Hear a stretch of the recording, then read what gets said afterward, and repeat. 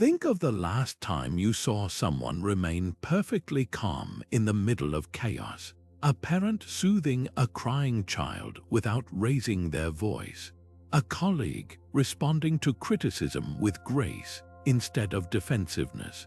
Or a stranger handling a frustrating delay with quiet patience. Where did that composure come from? How is such self-control actually learned? Marcus Aurelius, the philosopher-emperor, wrote in his Meditations, "You have power over your mind, not outside events." Realize this, and you will find strength. But here's what's fascinating. That power is rarely taught through lectures or advice. Instead, it's something we absorb, often without even realizing it, through the silent examples of others. The most profound lessons in discipline, resilience, and emotional mastery are not handed down in rulebooks or classrooms. They are passed from person to person through presence, action, and unspoken dignity. What if the most important education you ever receive in self-mastery happens without a single word being spoken? Throughout human history, across cultures and generations, there has existed a kind of hidden curriculum, one that operates beneath the surface of formal teaching, where character is shaped not by instruction, but by imitation. This is the quiet transmission of Stoic wisdom, where emotional restraint, mindful presence, and intentional action are modeled rather than explained. It's in the way a grandparent endures hardship without complaint, how a leader remains steady under pressure, or the manner in which someone you admire chooses their words with care.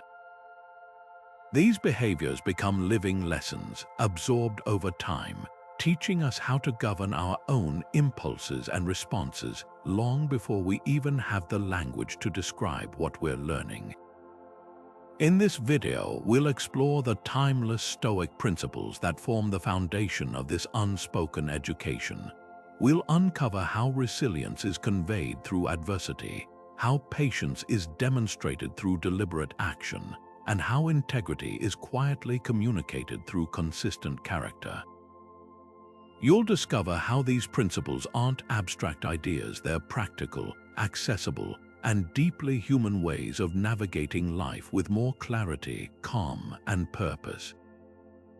Whether you realize it or not, you've already been teaching and learning this hidden curriculum your whole life. Together, let's bring it into the light and learn how to cultivate greater self-mastery by understanding the subtle, powerful language of Stoic living. Stoicism teaches that true strength lies not in suppressing emotion, but in discerning which impulses to act upon. This is the core of the first principle in this unspoken curriculum, emotional restraint. The ancient Stoics had a word for this incredible human capacity, this inner faculty that separates raw feeling from reasoned action. They called it proherses, our power of choice. It's not about being emotionless or cold. It's about developing a space between the initial spark of a feeling and our final response to it. That space is where our freedom truly lives, and it's a space we learn to cultivate most powerfully by watching others inhabit it. Think of it this way: you don't learn this kind of composure from a textbook. You learn it by witnessing it in action. A parent who takes a deep breath instead of yelling when a child makes a mess. A leader who receives devastating news and responds with focused questions rather than panicked reactions. A friend who listens to a harsh criticism without becoming defensive, absorbing what is useful and letting the rest go. These individuals are not bottling up their feelings, they are exercising their proherses. They are demonstrating without a single word of instruction that while we cannot always control what happens to us, we have absolute sovereignty over how we choose to respond. This is the silent language of emotional restraint, and it's a lesson that echoes far louder than any lecture. The Stoic philosopher Epictetus, who was born into slavery and understood profound adversity, put it with stunning clarity: some things are in our control and some are not. He goes on to list our opinions, our impulses, our desires, and our aversions as being within our control. Everything else, our property, our reputation, our status, is not.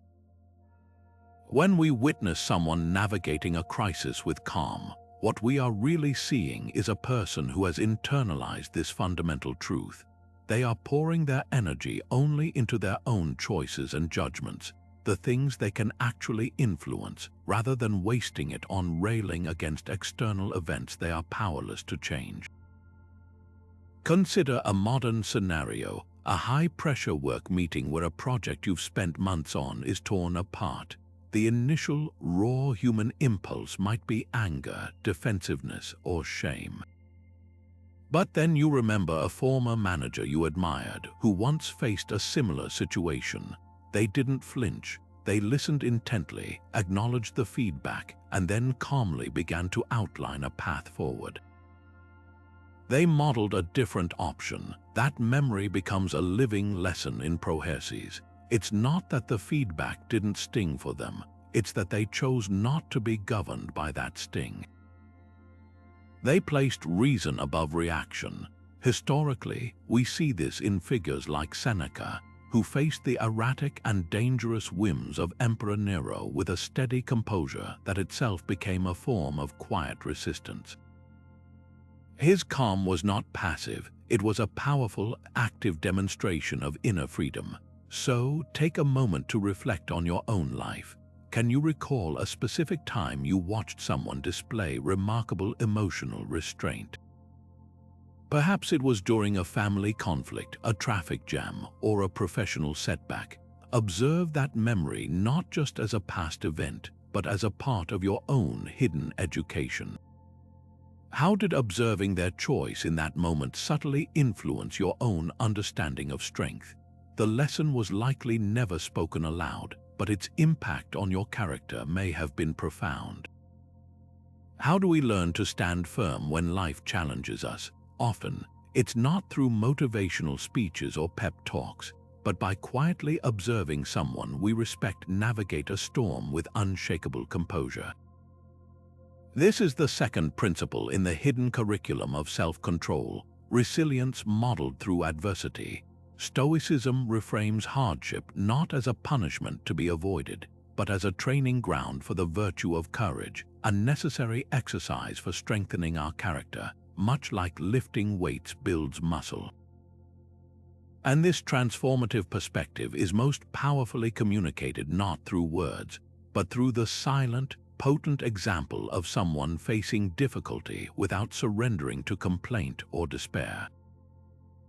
The Stoic philosopher Seneca, who faced exile, chronic illness, and ultimately a death sentence from the Emperor Nero, wrote extensively on this very idea. He argued that difficulty is not merely an obstacle, but the essential raw material for building a resilient spirit. In one of his letters, he puts it plainly: difficulties strengthen the mind as labor does the body. Think about that for a moment. We don't get stronger by avoiding the gym. We get stronger by embracing the strain of the workout. In the same way, our inner fortitude, our emotional and mental resilience, is forged in the fires of everyday challenges. When we see a grandparent care for a sick spouse for years with unwavering devotion, or a co-worker who loses their job but immediately begins retraining with determined optimism, we are witnessing a live demonstration of Seneca's wisdom. They are showing us without a single lecture that the obstacle itself can become the path forward. History offers profound examples of this silent teaching. Consider Cato the Younger, a Roman senator whose unwavering commitment to his principles placed him in direct opposition to Julius Caesar's rising power. Cato's resilience wasn't loud or boastful. It was a quiet, daily practice of integrity in the face of immense political pressure and eventual civil war. His contemporaries watched him choose what was right over what was easy time and again, and in doing so, he became a living lesson in Stoic courage. His life answered the question of how to stand firm not with a speech, but with action. He modeled the Stoic belief that our character is revealed and refined not when things are easy, but precisely when they are most difficult. This resilience is contagious. When you see someone close to you handle a financial setback, a health diagnosis, or a personal loss without being broken by it, something shifts within you. Their steady presence in the crisis becomes a silent permission slip for you to access your own strength when your time of trouble comes. It teaches you that while pain is inevitable, collapse is optional. They are embodying the Stoic art of turning obstacles upside down, not by magically making them disappear, but by using them as the very fuel for their own growth. A parent who loses a business but focuses on the opportunity to spend more time with family, or a friend who uses a period of loneliness to cultivate a deeper relationship with themselves, are both demonstrating this alchemical process. They are showing us how to find the hidden opportunity nestled within the difficulty. Now, bring this principle home to your own life. Bring to mind a current challenge you're facing. It could be something significant, like a career uncertainty, or something more mundane, like a recurring daily frustration. Now pause and reframe it through this Stoic lens. Instead of asking, "Why is this happening to me?" try asking, "What is this challenge trying to teach me? How can this difficulty, however unwelcome, actually strengthen my patience, my creativity, or my courage?" The shift isn't about denying the hardship, it's about changing your relationship to it. By seeing the obstacle as an opportunity, you cease to be a passive victim of circumstance and become an active student of your own life, learning the unspoken lessons of resilience from those who have quietly, courageously walked the path before you. In a distracted world, the ability to focus is a silent superpower. This is the heart of the third principle in our hidden curriculum, the profound lesson of presence and attention. Stoicism teaches that our power exists only in the present moment. The past is gone, and the future is not yet here.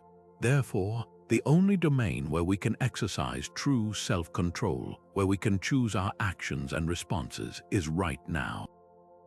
And this crucial skill of being fully, completely here is almost never taught through instruction.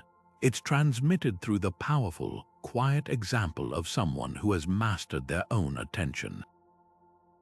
Marcus Aurelius, in his private meditations, constantly reminded himself of this focus. He wrote, "Confine yourself to the present." It's a deceptively simple command. He wasn't advising us to ignore the past or fail to plan for the future, but rather to avoid letting our minds be pulled into anxious rumination about what has been or fearful speculation about what might be. When we are fully present, we are in command of our faculties. We can listen more deeply, observe more clearly, and respond more thoughtfully instead of simply reacting from a place of distraction or preconceived judgment. This quality of attention is a cornerstone of emotional self-regulation, and we learn its value by being in the presence of someone who embodies it. Consider the practical impact of this silent teaching. Imagine a tense family dinner where a disagreement begins to escalate. One person, perhaps a parent or a respected elder, doesn't jump into the fray. They don't check their phone or mentally prepare their rebuttal while others are talking. Instead, they simply listen. They make eye contact, they absorb what is being said, and they offer a calm, considered response that addresses the heart of the matter rather than just the heat of the emotion.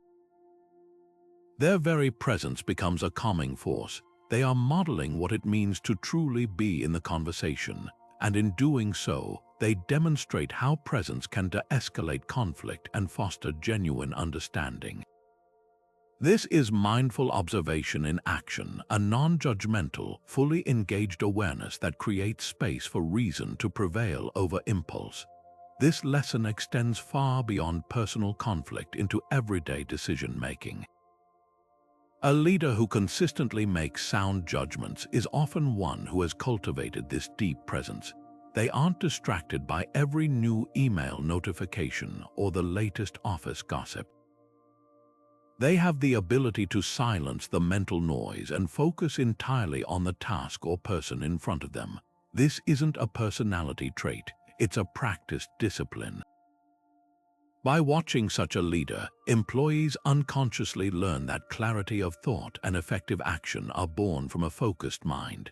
They see that multitasking is often a myth, and that true productivity and wisdom come from doing one thing at a time with your full attention.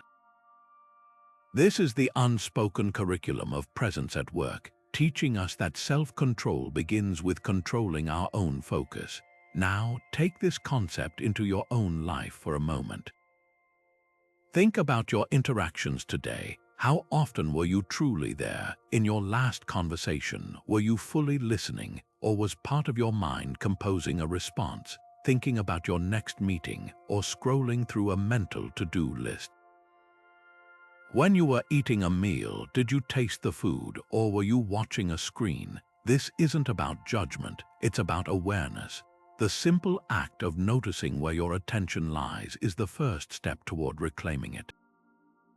Each time you catch your mind drifting into the past or future and gently guide it back to the present, you are strengthening your stoic muscle of focus. You are practicing the same silent skill you've absorbed from others, transforming it from a passive observation into an active discipline that directly enhances your mastery over your own mind and life. Have you ever watched someone handle a frustrating situation with unbelievable calm? A customer service agent dealing with an irate caller, not with rushed excuses, but with measured, attentive silence and then a thoughtful solution. A parent teaching a child to tie their shoes for the 20th time, offering quiet encouragement instead of taking over to get it done faster. In these moments, we are not just witnessing patience, we are receiving a masterclass in the Stoic principle of deliberate action. This is the fourth pillar of the hidden curriculum. We learn patience by observing others choose intention and reasoned timing over raw, impulsive reaction. The Stoics called this living, in accordance with nature and reason. It's the understanding that our human nature is not to be slaves to our first impulses, but to engage our unique gift of logic to choose the best possible response. Acting on pure impulse is to live like an animal. Acting with deliberate patience is to live like a rational human being. Epictetus, who focused intensely on the discipline of action, warned directly against the folly of rushing in. He said, first say to yourself what you would be, and then do what you have to do. That tiny pause he inserts between the impulse and the action, that is the birthplace of patience. It's the moment of reflection where we ask, is this action aligned with who I want to be? We learn the immense power of that pause by seeing someone else consistently use it. Consider the example of a mentor in a workplace conflict. Two team members are locked in a heated argument, voices raised, fingers pointed. The impulsive and sadly common reaction might be for a manager to immediately impose a top-down solution to shut down the noise. But a true leader, one who has internalized Stoic deliberation, does something different. They let the initial storm pass. They listen to both sides completely without interruption. They might even call for a short break to allow emotions to cool before reconvening to find a resolution. In doing this, they are silently teaching everyone in the room a profound lesson. That conflict is not solved by adding more reactive energy to it, but by applying the calm, steady pressure of reason. Their patience is not passive, it is an active and powerful tool. This lesson is perhaps most beautifully and commonly passed down from parent to child. A child struggling with a difficult math problem is on the verge of tears, ready to slam their book shut. The impatient parent might simply grab the pencil and solve it themselves, just to end the frustration. But the patient parent sits down, takes a breath, and says, "Let's look at it together. What part is confusing?" They model the very perseverance they wish to teach. They show that the goal isn't just the right answer. The goal is developing the capacity to work through challenges without surrendering to emotion. This daily, quiet modeling is how the virtue of patience is woven into the fabric of a child's character, long before they ever hear the word stoicism. Now bring this principle into your own life. Identify one area where you notice a tendency toward impulsivity. Maybe it's hitting send on an angry email the moment you finish writing it. Perhaps it's interrupting someone in a conversation because you're so eager to make your point. Or it could be making a rushed purchase to satisfy an immediate desire, only to regret it later. For just 1 week, practice inserting that Epictetus-inspired pause. Before you act, hear his voice. First say to yourself what you would be. Do you want to be a person who reacts or a person who responds? In that small space, you are not just building patience, you are honoring the quiet teachers in your own life who showed you that the most powerful actions are never rushed. Some of the most powerful lessons in life are about letting go. This is the essence of the fifth principle in our unspoken education, the profound art of accepting what cannot be changed. Stoicism offers a beautifully simple yet transformative tool for this, called the dichotomy of control, the practice of sorting everything in our lives into 2 distinct categories, those things that are within our power and those that are not. Our opinions, our judgments, our desires, and our actions are within our control. Everything else, the weather, the past, other people's opinions, the traffic, the stock market, is not. And the key to a tranquil life lies in pouring all of our energy into the first category and gracefully accepting the second. This isn't a lesson we typically learn from a flowchart or a diagram. It's a perspective we absorb by watching someone we admire live it out. The philosopher Epictetus, whose teachings were entirely focused on achieving inner freedom, laid this foundation with stunning clarity. He said, "Some things are up to us and some are not." He then goes on to explain that our own actions are up to us, but everything external is not. When we witness a person receive a piece of bad news, a flight cancellation, a missed promotion, a rejected proposal, and they respond not with anger or despair, but with a calm sigh and an immediate pivot to a new plan, we are seeing the dichotomy of control in action. They are silently demonstrating that railing against an unchangeable event is as futile as shouting at the rain. Their quiet acceptance is not resignation. It is a strategic reallocation of their finite energy and attention toward what they can actually influence, their next move. History provides us with towering examples of this graceful surrender to fate. Consider the final hours of Socrates, who was sentenced to death by drinking hemlock.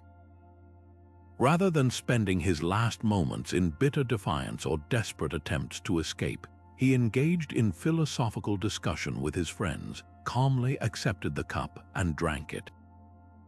His composure in the face of the ultimate external event, his own death, was a monumental lesson in Stoic acceptance for his followers and for centuries to come. He showed that even when we have zero control over the outcome, we retain absolute control over our character and our response. On a more everyday level, think of a parent who plans an elaborate outdoor birthday party for their child, only to have it storm. The child is distraught, but the parent doesn't complain about the weather. Instead, they quickly shift the party indoors, focusing their effort on creating a new kind of joy. In that moment, they are silently teaching their child a far more valuable lesson than how to have a perfect party. They are teaching resilience through acceptance. This practice of acceptance is the ultimate act of energy conservation. When we stop fighting reality, we free up immense mental and emotional resources that were previously wasted on resistance. Think of your own life. How much time have you spent this week worrying about a past mistake you cannot undo, or anxiously trying to control another person's opinion of you? That energy is poured directly into the category of things outside your control, and it drains you, leaving less for the things you can actually change: your own effort, your attitude, your preparation. Watching someone who has mastered this skill is like watching a master gardener who doesn't waste time yelling at weeds, but instead tends diligently to the plants they wish to grow. So let's bring this home. Take a quiet moment to identify one thing in your life right now that you have been struggling to accept.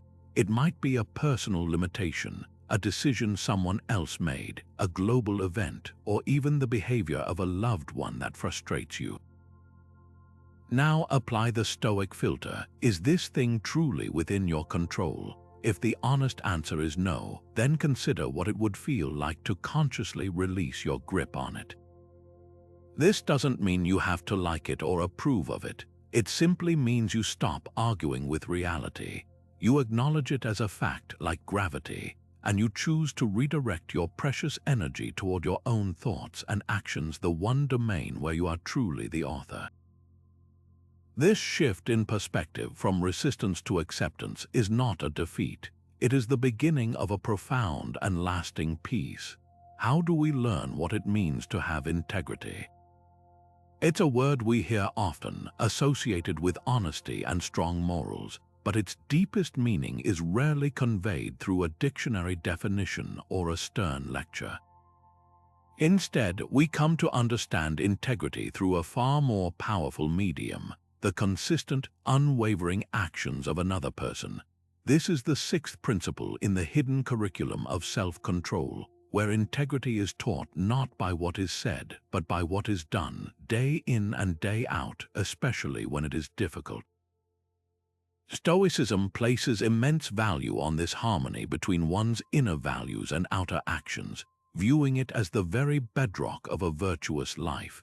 When someone's behavior aligns perfectly with their professed beliefs, even under pressure or temptation, they create a living blueprint for ethical self-control that others cannot help but absorb and admire. Marcus Aurelius, in his private writings, constantly returned to this theme of inner and outer consistency. He advised himself to waste no more time arguing what a good man should be. Be one. This simple, profound command cuts to the heart of the matter. The Stoic ideal isn't about perfect philosophical debates over virtue. It's about the relentless, practical application of virtue in every single action.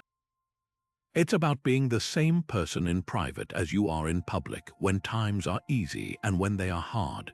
When we observe someone who lives by this code, their life becomes a silent, continuous lesson. We see that integrity is not a single grand gesture, but a mosaic of countless small choices: the choice to tell the truth when a lie would be easier, to return the extra change given by mistake, to speak up for someone who isn't in the room, to keep a promise even when it becomes inconvenient. Consider the practical impact of such a role model. Imagine a manager at work who is offered a chance to win a lucrative client by slightly exaggerating their company's capabilities. The temptation is real, the pressure from superiors might be intense, but this leader, guided by an internal moral compass, chooses transparency. They present their services honestly, acknowledging both strengths and limitations. They might not win that particular client, but they win something far more valuable: the unwavering trust and respect of their team, who witnessed the entire exchange. That team learns more about integrity in that one meeting than they could from 100 corporate ethics seminars.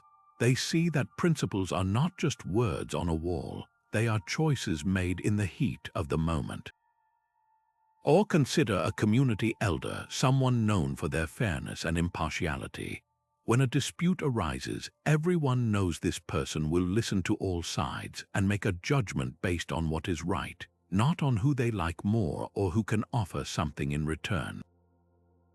Their consistent fairness over decades becomes a pillar of the community, silently teaching generations that true strength lies in unwavering principle.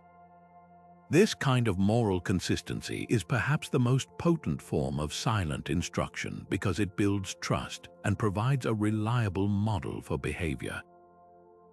We are drawn to people of integrity because their actions are predictable in the best possible way. We know they will choose the right path, not the easy one. This reliability allows them to lead and influence others not through command, but through quiet example. Their life answers the question of what it means to be good, not with a complex theory, but with a clear, actionable demonstration. They show us that self-control is not just about managing our anger or our desires. It is about having the discipline to align our every action with our deepest values, creating a life of coherence and quiet power. Now take a moment to look back on your own journey. Who in your life has been that quiet teacher of integrity? It might not be a famous historical figure. It could be a parent who always worked an honest day for an honest wage, a teacher who graded every paper with scrupulous fairness, or a friend who never broke a confidence, no matter how juicy the gossip. Reflect on the specific actions you witnessed that revealed their character.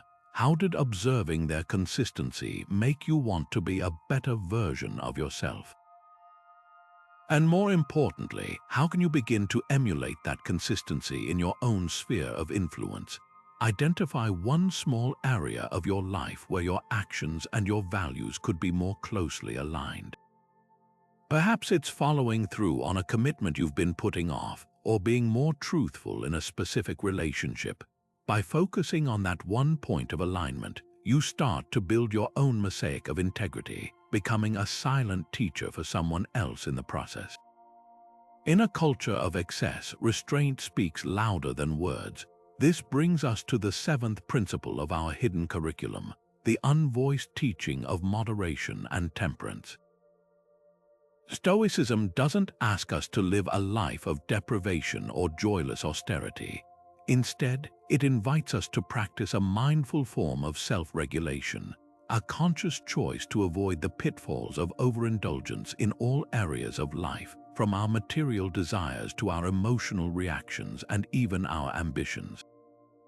This virtue, known as sophrosyne to the Greeks, is the art of finding the golden mean, the balanced center between deficiency and excess. And like all the deepest lessons, it is absorbed not through sermons on frugality, but by witnessing someone live a life of quiet contentment and purposeful simplicity.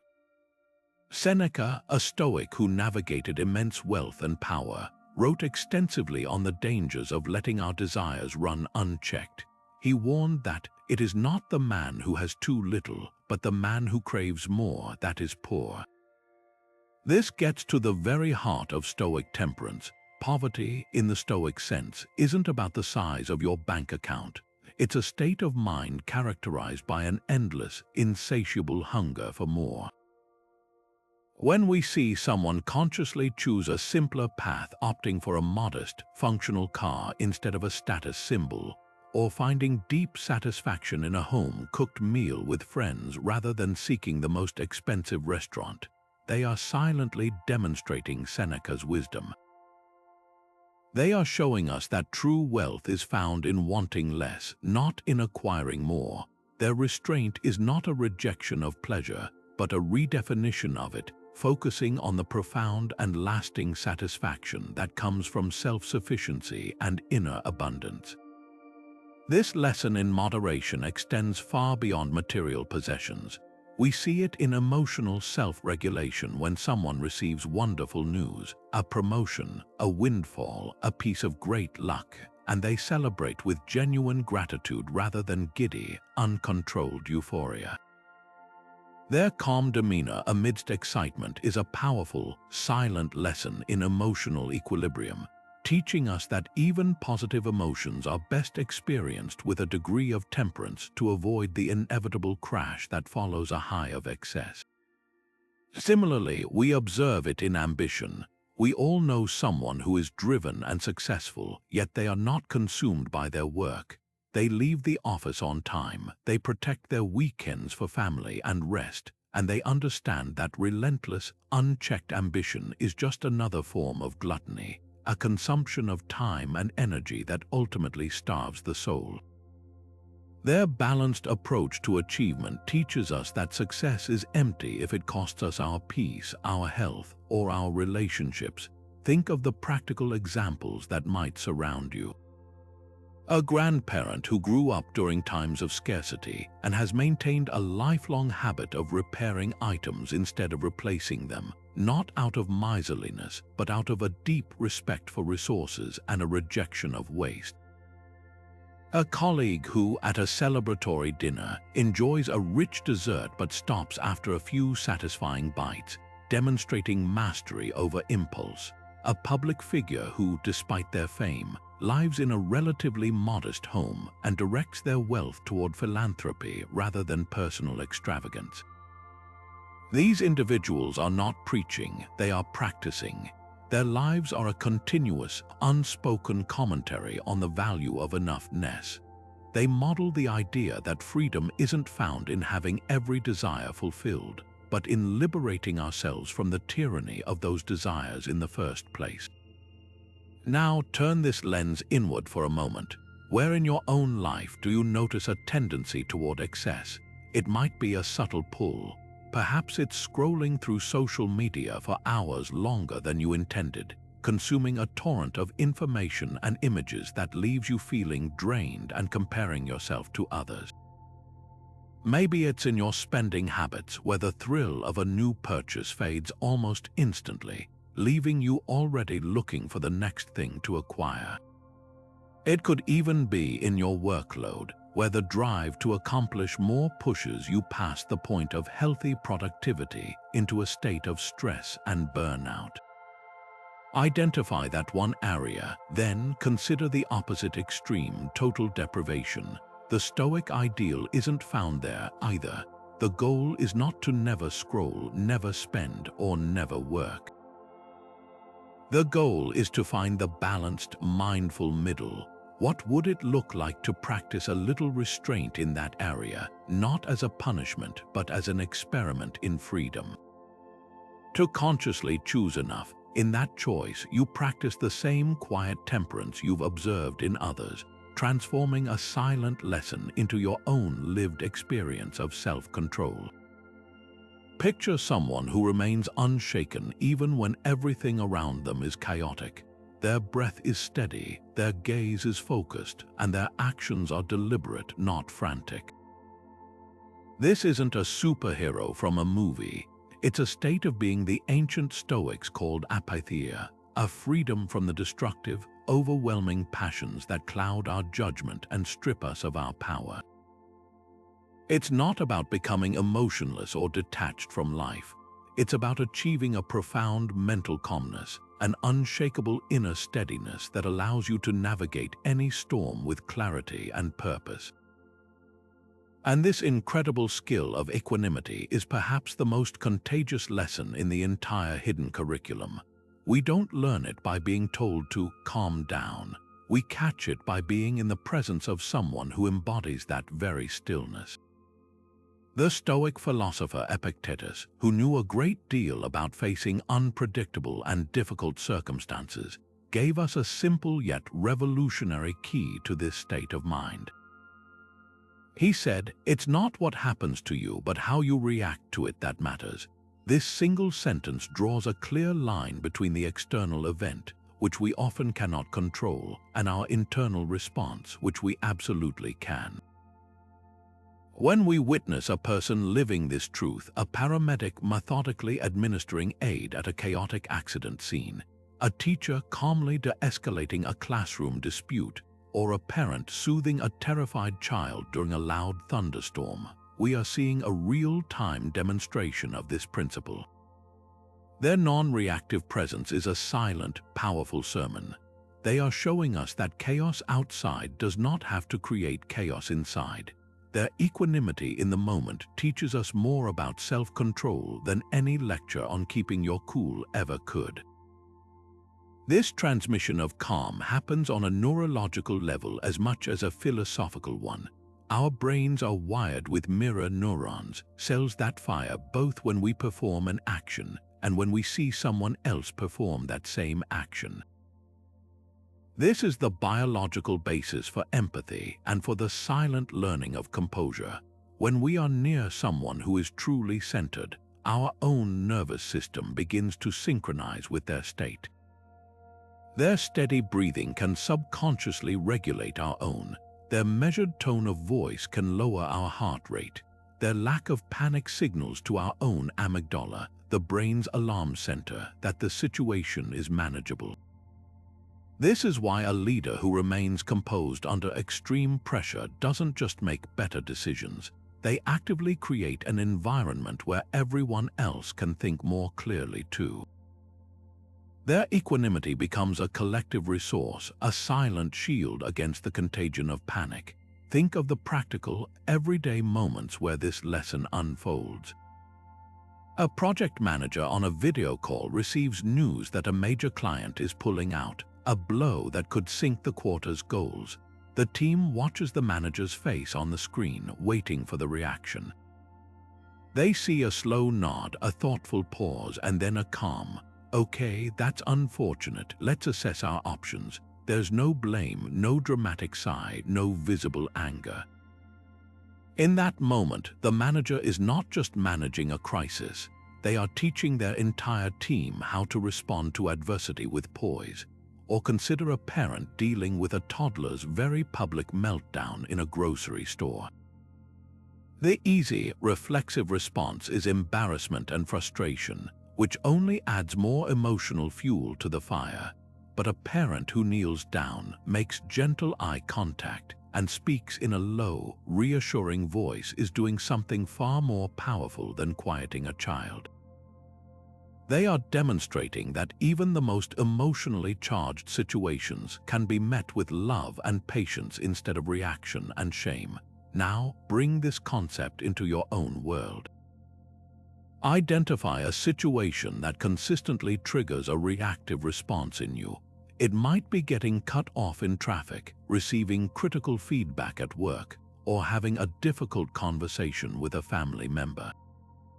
For just a moment, imagine navigating that exact same scenario, but with the unshakable equanimity of the calmest person you've ever observed. How would your breathing be different? What would the tone of your voice sound like? What actions would you take from that place of centered calm rather than from a place of triggered emotion? The gap between your current reaction and that imagined response is where your practice lies. It's not about never feeling the initial surge of frustration or anxiety. It's about creating that Epictetus-inspired space between the trigger and your response, and in that space, choosing the calm you wish to embody. This is how we honor the silent teachers who showed us that the eye of the storm is not a place of emptiness, but a place of immense power. When was the last time you saw someone genuinely content with what they have? Not in a complacent or lazy way, but with a deep, quiet satisfaction that seems to radiate from within. This is the ninth principle of our hidden curriculum, the silent, powerful instruction in gratitude and contentment. Stoicism reframes these not as passive emotions we stumble upon, but as active disciplines we choose to cultivate, practices that are far more effectively communicated through lived example than through any amount of urging or advice. Observing someone who consistently finds wealth in wanting little teaches us one of the most countercultural and liberating forms of self-control, the ability to master our endless desires and find profound joy in the simple, abundant present. The Stoic philosophers, from the founder Zeno to the practical Epictetus, constantly emphasized that true poverty is not a lack of possessions, but a never-ending hunger for more. Epictetus, who owned almost nothing beyond a simple cloak and a bedroll, put it with characteristic bluntness: wealth consists not in having great possessions, but in having few wants. This idea turns our entire modern notion of success on its head. It suggests that the path to freedom isn't paved with accumulation, but with subtraction. When we witness someone living this truth, a grandparent who finds more pleasure in a shared story than in a new gadget, a friend who cherishes a walk in the park as much as a lavish vacation, or a colleague who derives deep satisfaction from a job well done rather than from the size of their bonus, we are receiving a masterclass in Stoic economics. Their appreciative behavior, their quiet delight in what is already here, silently instructs us that the greatest riches are often found in the things that cost nothing at all. History offers a powerful example in Zeno of Citium, the founder of Stoicism. After losing his entire fortune in a shipwreck, he found himself in Athens with nothing. Rather than despairing, he wandered into a bookshop, was introduced to philosophy, and began a new life defined by radical simplicity. He taught while walking along the city's painted porch, or stoa poikile, which gave his philosophy its name. His followers weren't drawn to him because of his wealth or status; he had neither. They were drawn by the powerful, magnetic contentment he evidently possessed.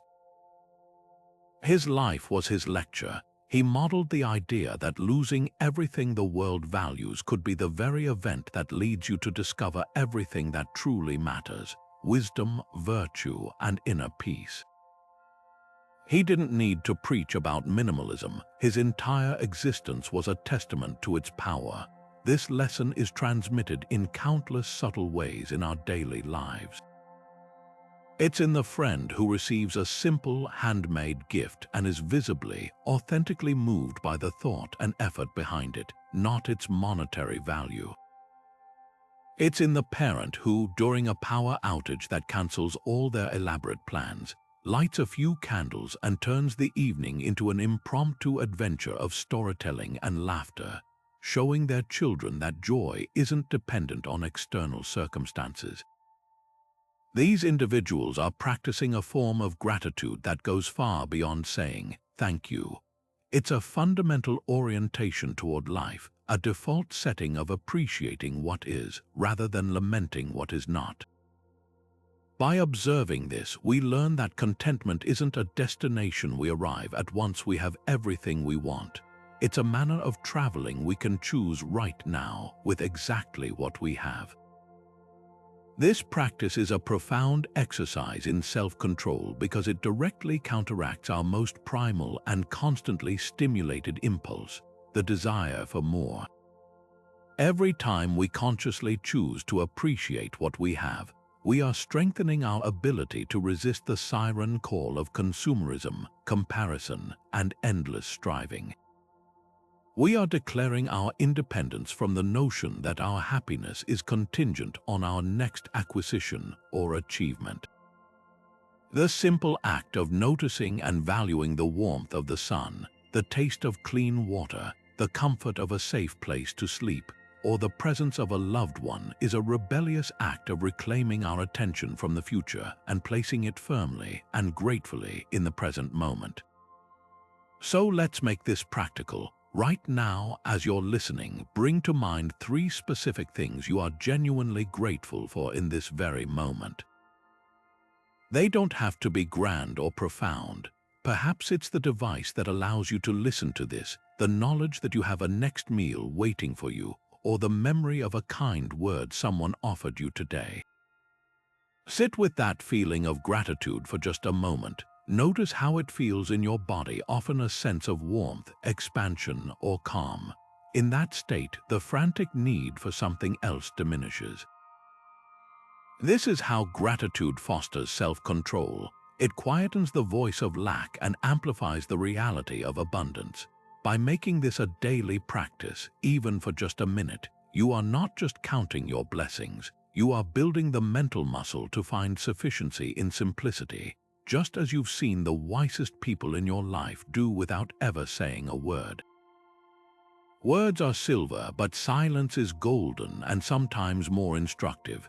This ancient proverb captures the essence of the 10th principle in our hidden curriculum, the profound lesson of discernment in speech and silence.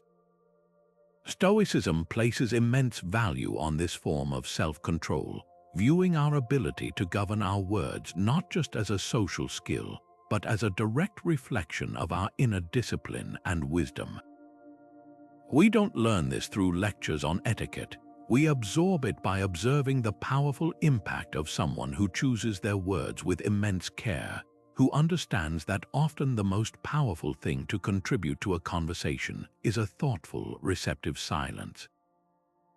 The Stoic philosopher Epictetus, who focused intensely on the practical application of philosophy to daily life, gave perhaps the most direct advice on this matter. He said, "We have 2 ears and 1 mouth so that we can listen twice as much as we speak." But he went even further, framing the control of our tongue as a fundamental Stoic practice. He taught that we should not speak about trivial matters, especially about other people, and that before we utter a word, we should be able to pass it through 3 gates. Is it true? Is it necessary? Is it kind? Observing someone who lives by this simple yet profound filter is a transformative experience. They become a living lesson in avoiding the 3 great poisons of conversation: gossip, which destroys reputations; complaint, which amplifies powerlessness; and rash judgment, which clouds understanding. Their measured communication fosters a rare and valuable quality, inner quiet, which is the foundation of all Stoic practice. Consider the example of a wise elder in a family or community. They are often not the loudest voice in the room, nor the one who speaks the most frequently, but when they do choose to speak, everyone leans in to listen. Their words carry weight precisely because they are not wasted on every passing thought or opinion. They have mastered the art of listening, truly listening, which allows them to understand the heart of a matter before offering a perspective. Their silence is not empty or disengaged. It is active, observant, and deeply respectful. By withholding immediate reaction, they create a space for deeper understanding to emerge. In doing this, they silently teach everyone around them that you do not need to fill every silence with sound to be powerful. In fact, your power often grows in the quiet spaces between words. This lesson is equally critical in leadership. Imagine a high-stakes boardroom negotiation where tensions are high and everyone is eager to assert their position.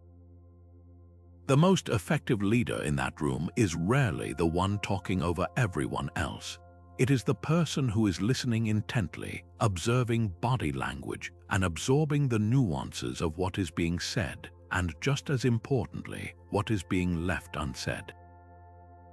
When this leader finally speaks, they do not simply reiterate their own agenda.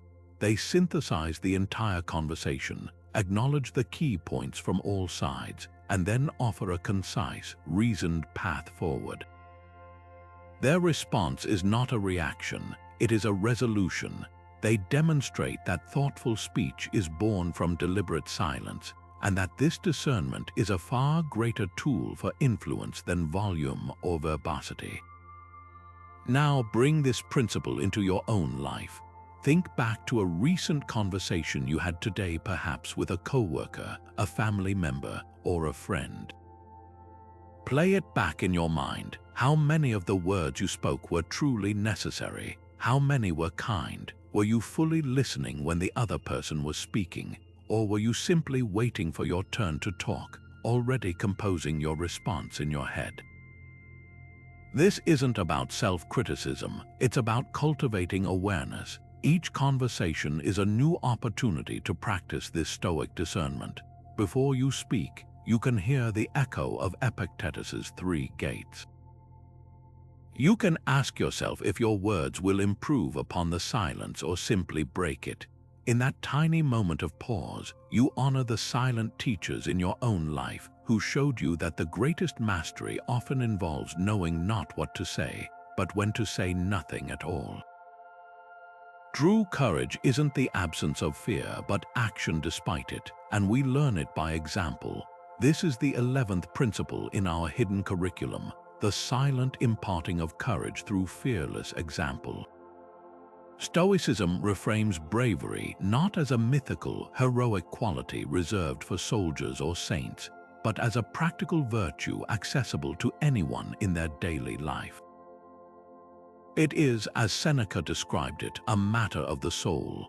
He wrote that bravery is not being afraid of death, not being afraid of pain. Either of them is a bugbear of which you are much more afraid than you need be. But how do we internalize this understanding that our fears are often far larger in our minds than in reality? We learn it by watching someone else walk directly toward what they fear, demonstrating through their actions that the other side of fear is not catastrophe, but liberation. This transmission of courage happens most powerfully in small, observable moments. It might be a colleague who is terrified of public speaking, but volunteers to present the team's findings anyway. Their voice may be trembling slightly, but their resolve steady.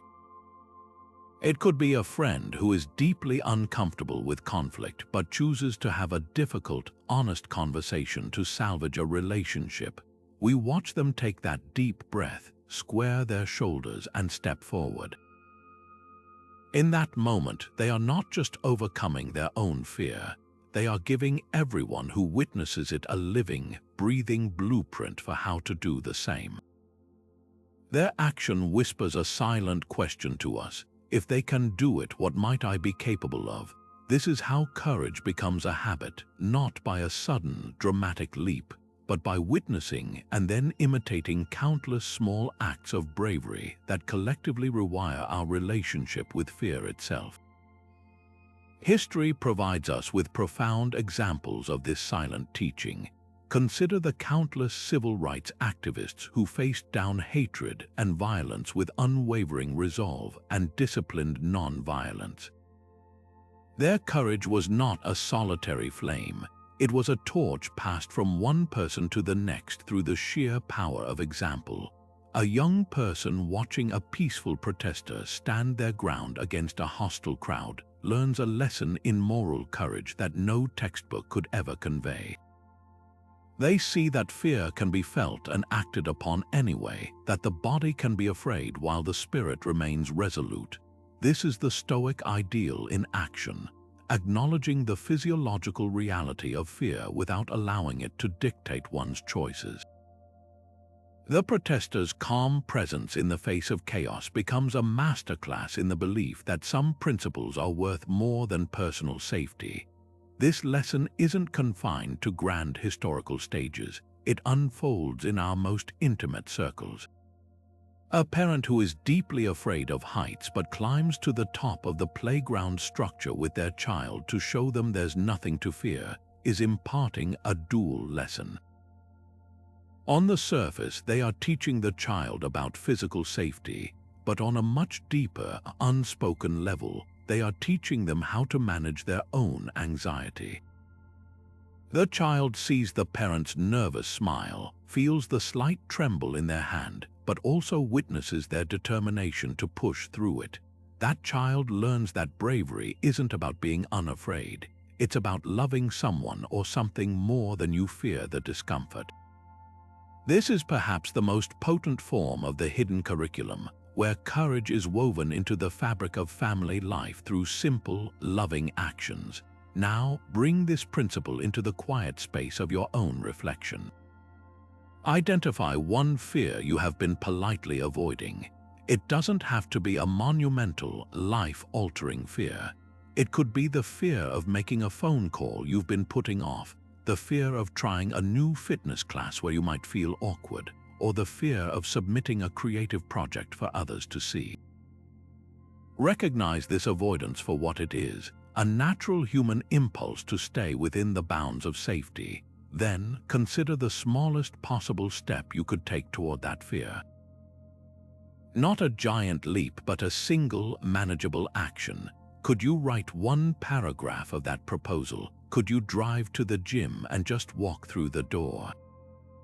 Could you simply say the first sentence of that difficult conversation out loud to yourself? This small step is how you begin to practice the courage you have witnessed in others. It is how you transform a silent lesson observed into a lived virtue, proving to yourself that action, however small, is the ultimate antidote to fear. Justice is often learned not through laws but through lived example. This is the 12th principle in our hidden curriculum, where the Stoic virtue of justice is conveyed not in grand declarations of rights or wrongs, but in the quiet, consistent, and impartial behavior of those we respect. The Stoics viewed justice as the foundational virtue that binds society together, and they believed it was our duty to treat every human being with fairness and respect because we are all part of a single, interconnected whole. This profound sense of universal kinship is something we come to understand not by reading about it, but by witnessing it enacted in the everyday choices of the people around us, teaching us what it truly means to act with integrity toward all. Marcus Aurelius, in his Meditations, constantly reminded himself of this interconnectedness. He wrote, "What brings no benefit to the hive brings none to the bee." This simple, beautiful metaphor captures the essence of Stoic justice. Our actions are never entirely our own. They ripple out and affect the entire human community. When we see someone live by this principle, a store manager who listens with equal patience to the concerns of a new intern and a senior vice president, a teacher who dedicates extra time to a struggling student without favoritism, or a neighbor who intervenes to stop a bullying situation even when it doesn't involve their own child, we are seeing a living demonstration of Marcus Aurelius's wisdom. They are showing us that justice isn't an abstract concept debated in courtrooms.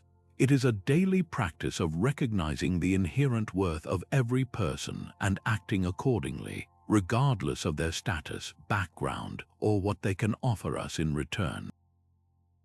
This lesson in fairness is perhaps most powerfully transmitted when we see it applied under pressure or temptation. Consider a small business owner facing a difficult financial quarter. They have the opportunity to save a significant amount of money by using a supplier known for unethical labor practices. The easy, financially prudent choice is to prioritize the bottom line. But the owner, guided by an internal compass of justice, chooses a more expensive supplier who treats their workers fairly and operates sustainably.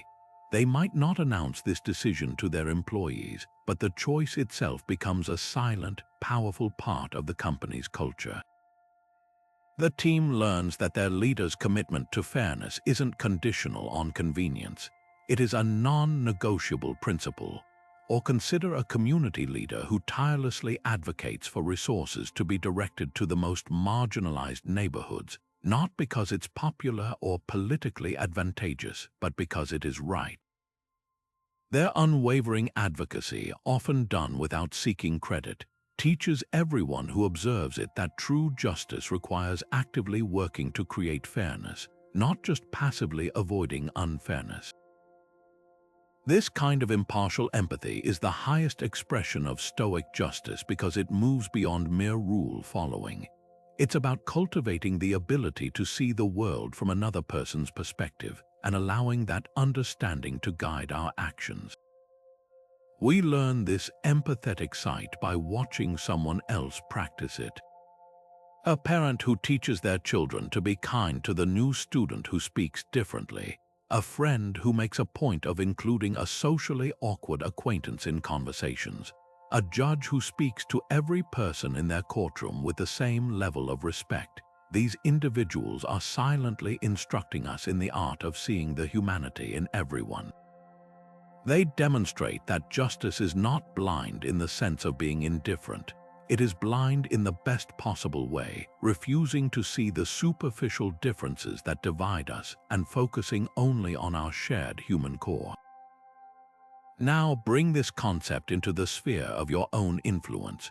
Your world might not include high-stakes legal or business decisions, but it is filled with countless opportunities to practice this stoic fairness.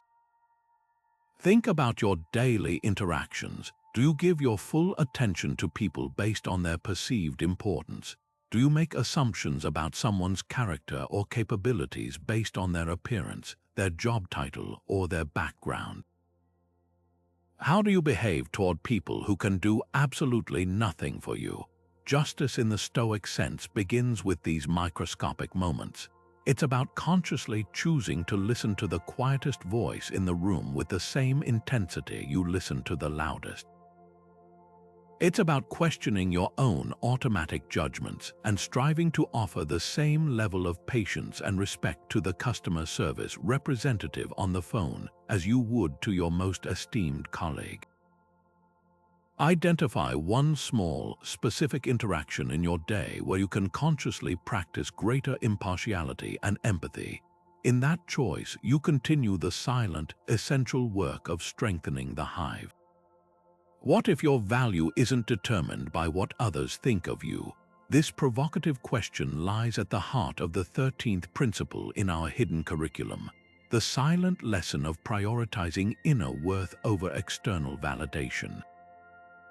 Stoicism presents a radical idea that our self-esteem should be an internally generated phenomenon, completely independent of the praise, criticism, or opinions of others.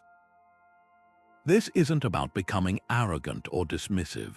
It's about achieving a state of emotional self-sufficiency where your sense of worth remains steady and unshaken, regardless of the social weather swirling around you. And like all the deepest lessons, this profound shift in perspective is rarely taught through affirmations or pep talks. Instead, it's quietly transmitted through the powerful example of someone who simply doesn't need the crowd's applause to know their own value. The Stoic philosopher Epictetus, who was owned by another human being before gaining his freedom, understood the trap of seeking external approval on a deeply personal level.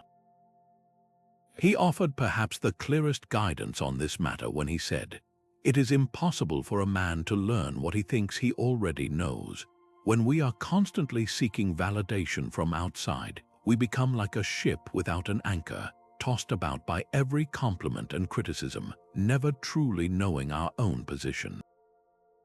Epictetus urges us to turn inward for that certainty. He teaches that our happiness and self-worth must be founded on our own choices and character, things within our control, rather than on the fickle and unpredictable opinions of others, which are forever outside our control. Observing someone who has internalized this truth is a transformative experience. They receive a compliment with a polite, genuine "thank you," but it doesn't visibly inflate their ego. Similarly, they receive criticism or even harsh blame with a calm, considered response, but it doesn't deflate their sense of self. Their emotional equilibrium is not dependent on the external input, it is generated from within. This quiet self-assurance is a silent masterclass in emotional independence. History offers a timeless example in Socrates, who was sentenced to death for corrupting the youth of Athens simply by asking questions that challenged the status quo. Throughout his trial, and even as he faced his execution, he remained utterly committed to his inner truth. The disapproval of the entire city, the judgment of the court, the prospect of death itself, none of these external factors could shake his conviction in the value of his pursuit of wisdom. He famously stated that an unexamined life is not worth living, prioritizing his inner philosophical journey over the external reward of staying alive by compromising his principles. His students, including Plato, witnessed this incredible display of inner worth, and it became the foundational lesson of his teachings, that true integrity means being able to hold fast to your own reasoned convictions, even when the whole world seems to be against you. In our modern world, we see this principle embodied by artists and creators who work from a place of pure passion, rather than a desire for fame or viral approval. Consider a local musician who spends years honing their craft, playing in small, half-empty venues, not for the external validation of a record deal or a massive following, but for the internal satisfaction of expressing themselves authentically and connecting deeply with even a handful of listeners. Or a writer who continues to work on their novel despite receiving countless rejections from publishers, driven by an internal belief in the value of their story rather than the need for external acclaim. These individuals are living demonstrations of the Stoic ideal. Their focus is on the integrity of their work, the part within their control, not on the outcome, the part outside their control.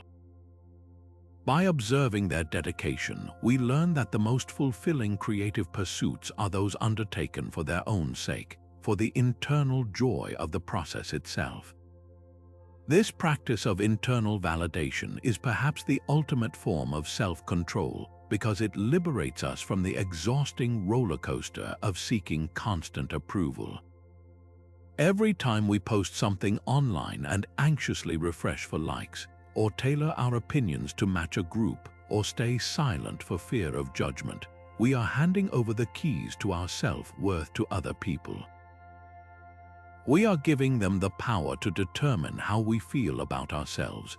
The person who is free from this need has not become antisocial. They have simply shifted the source of their validation. They have built an internal compass that guides them, and they check their bearing against their own values, not the trending topic of the day. This doesn't make them indifferent to others. It actually makes them more present and genuine in their interactions, because they are not constantly monitoring the reaction of others to calibrate their own behavior. Now turn this lens on your own experience. Can you recall a specific time recently when you found yourself actively seeking external validation? Perhaps it was crafting a social media post with a specific audience's reaction in mind, or hesitating to share an unconventional idea in a meeting for fear of what others might think, or even feeling a wave of disappointment when an accomplishment wasn't acknowledged as you'd hoped.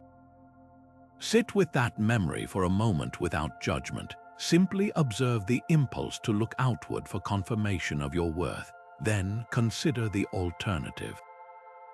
What if, in that same situation, your primary focus had been on your own internal metric? How would it feel to act based on what you genuinely believe is right, true, or beautiful, and to derive your satisfaction solely from the act of having done it to the best of your ability, regardless of the applause or silence that followed? This shift in focus from external approval to internal alignment is not a single event but a daily practice. It's the quiet work of building a self that is so rooted in its own values that it can stand firm, drawing its strength from within, just like the most grounded people you have ever admired. Life is flux, and those who flow with it teach us how to navigate uncertainty. This brings us to the 14th principle in the hidden curriculum of self-control, learning adaptability through the powerful example of flexible, reasoned response. Stoicism teaches us to see the world not as a fixed and stable picture, but as a flowing river of constant change. Our greatest peace and effectiveness come not from building dams to resist this current, but from learning the art of navigating it with skill and grace. And this crucial skill of adaptability is rarely mastered through a manual. It is absorbed into our character by watching someone we respect meet unexpected twists and turns, not with rigid panic, but with calm, creative flexibility. Marcus Aurelius, who led the Roman Empire through years of war, plague, and political turmoil, constantly meditated on this nature of reality. He offered a powerful mental framework for embracing it, writing in his meditations, "The universe is transformation. Our life is what our thoughts make it." This simple statement contains a universe of wisdom. The first part, "The universe is transformation," is a simple statement of fact, an acceptance of the fundamental nature of things. Everything changes. The second part, our life is what our thoughts make it, is the Stoic key to thriving within that change. It tells us that while we cannot control the river's flow, we have absolute control over how we choose to steer our boat. Our experience of life is determined not by the events themselves, but by the judgments we make about them.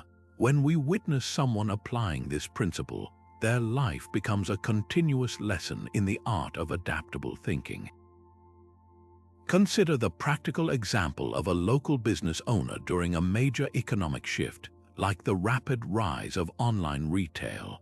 The rigid response is to double down on the old way of doing things, to complain about the unfairness of the new landscape, and to slowly watch the business decline. But the adaptable leader, the one who has internalized this Stoic principle, does something different. They acknowledge the change without drama. They use their reason to assess the new reality. Customers are shopping differently, and that is simply a fact, not a personal affront. Then they pivot. They might develop an e-commerce platform, offer new services that can't be replicated online, or find a unique niche that leverages their physical presence. Their team watches this transition. They see the leader's initial concern transform into focused action, not fearful reaction. In doing so, the leader is silently teaching everyone that an obstacle, even one as massive as a changing global economy, is not a dead end, but a directive to find a new path. Their flexibility becomes a masterclass in resilience. This lesson is transmitted with profound intimacy within our families. Imagine a family that has planned and saved for years for a specific dream vacation, only to have a global event or a sudden health issue make it impossible. The rigid response is anger, despair, and a sense that the entire year is ruined. But a parent who embodies Stoic adaptability might sit the family down and say, "Okay, this isn't what we planned. So what's a new adventure we can create together right here?" They might plan a series of local staycations, exploring hidden gems in their own city, setting up a tent in the backyard for a camping night, or learning to cook the cuisine of the country they were meant to visit. In this response, the parent is not just salvaging a holiday, they are imparting a priceless life skill. The children learn that happiness is not dependent on a specific, fixed outcome, but is a state they can create through flexibility and a shift in perspective. They learn that joy is adaptable. Now, bring this principle into your own world. Bring to mind a recent change you found yourself resisting. It might be something significant, like a restructuring at work that moved you to a new team, or something smaller, like a friend canceling long-held weekend plans. First, notice your initial automatic reaction. Was it frustration, disappointment, a sense of injustice? That reaction is perfectly human. Now, apply the Marcus Aurelius filter. Acknowledge the change as a simple fact of the universe's constant transformation, like the weather. It is not good or bad in itself, it just is. Then engage your reason. Ask yourself, given this new reality, what is within my control, my attitude, my next action, my creativity? What is one small, flexible response I can choose? Perhaps it's introducing yourself to your new colleagues with an open mind, or using the suddenly free weekend to finally start that book you've been meaning to write. This shift from resisting change to working with it is the very essence of adaptability. It is how we stop being victims of circumstance and become agile, graceful navigators of the ever-flowing river of life. The most profound lessons often come from looking inward, and we learn how by watching others do it. This is the 15th principle in our hidden curriculum, the silent, powerful instruction in self-reflection and introspection.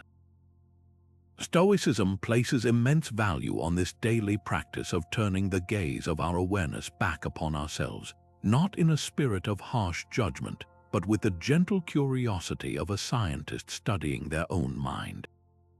It is the disciplined art of examining our thoughts, our actions, and our reactions to understand their roots and their consequences.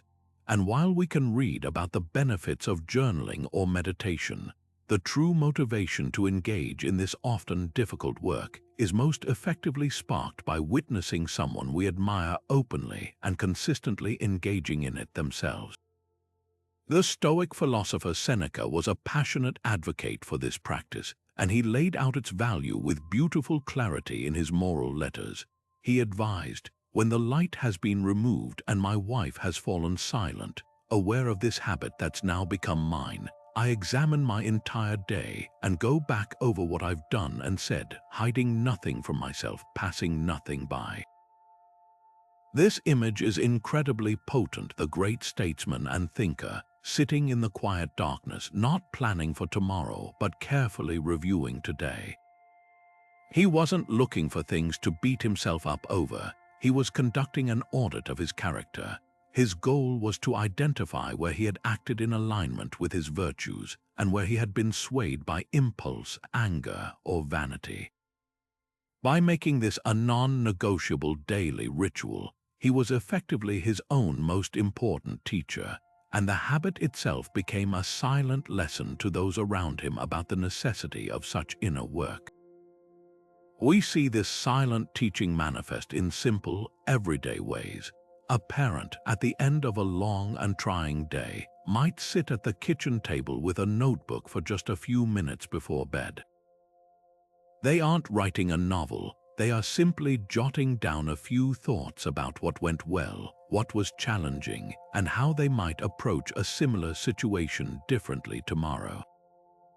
A child who observes this quiet ritual night after night absorbs a powerful message that our experiences are not just things that happen to us to be forgotten. They are raw material for learning and growth. They learn that it is valuable and normal to pause and process the day, to think about one's own role in events. Similarly, a mentor in a professional setting might open a meeting by briefly sharing a mistake they made the previous week and the insight they gained from it. This act of vulnerable self-reflection is far more impactful than any lecture on perfection.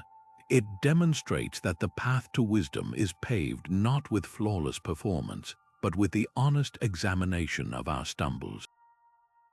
It silently gives everyone in the room permission to be learners, to be imperfect, and to value growth over the pretense of having it all figured out.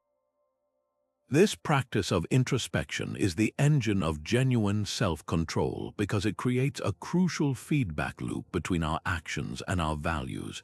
Without reflection, we tend to operate on autopilot, repeating the same reactive patterns without ever understanding why.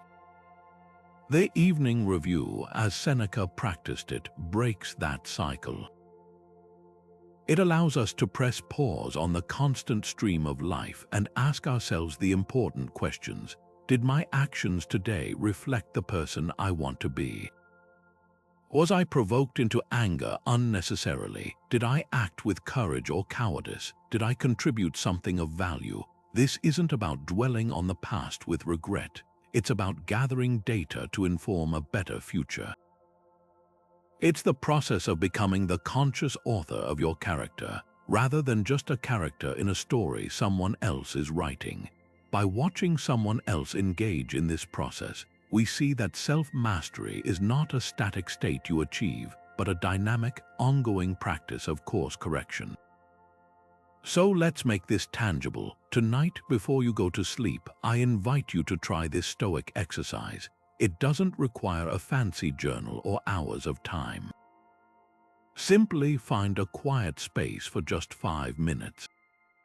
Ask yourself 2 simple questions about your day. What is one thing I did well, and what is one thing I could learn from? It could be something significant, like navigating a difficult conversation with more patience than usual, or something small, like noticing the impulse to check your phone during a conversation and choosing to be fully present instead. The content matters less than the act itself. This small investment of time is how you begin to close the loop on your own hidden curriculum.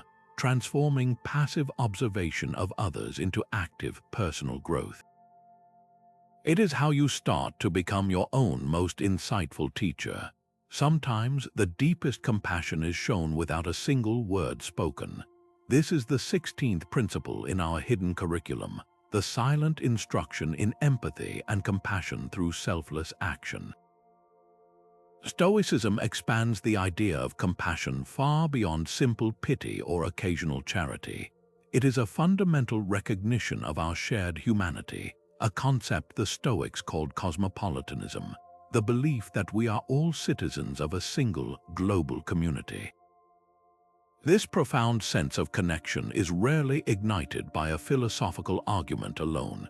Instead, it is kindled into a lasting flame by the warmth of witnessing another person act with genuine, unassuming kindness, teaching us through their deeds that we are all bound together and that the well-being of another is inextricably linked to our own.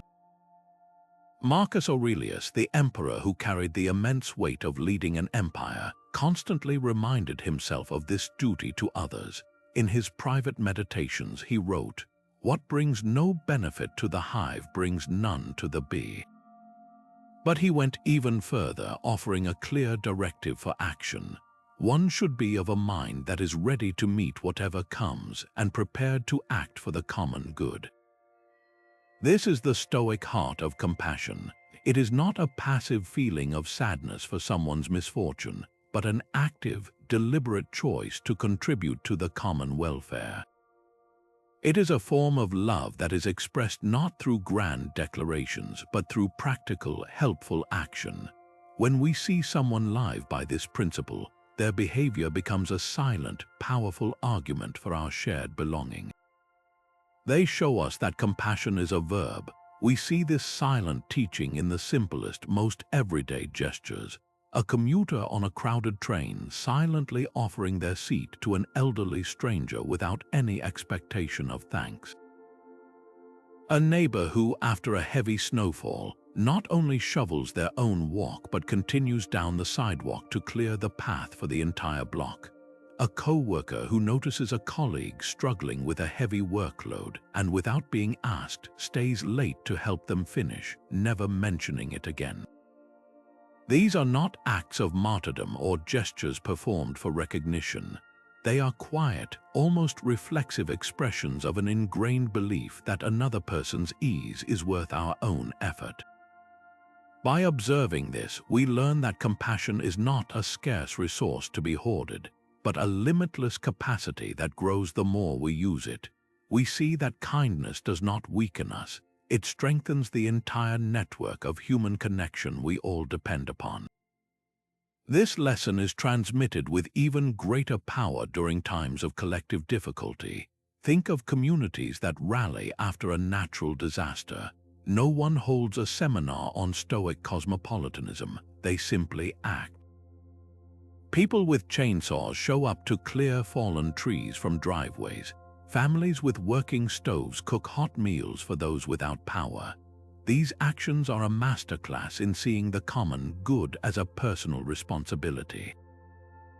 They silently teach everyone, especially children watching, that in the face of forces beyond our control, our most powerful response is to turn toward each other with practical support.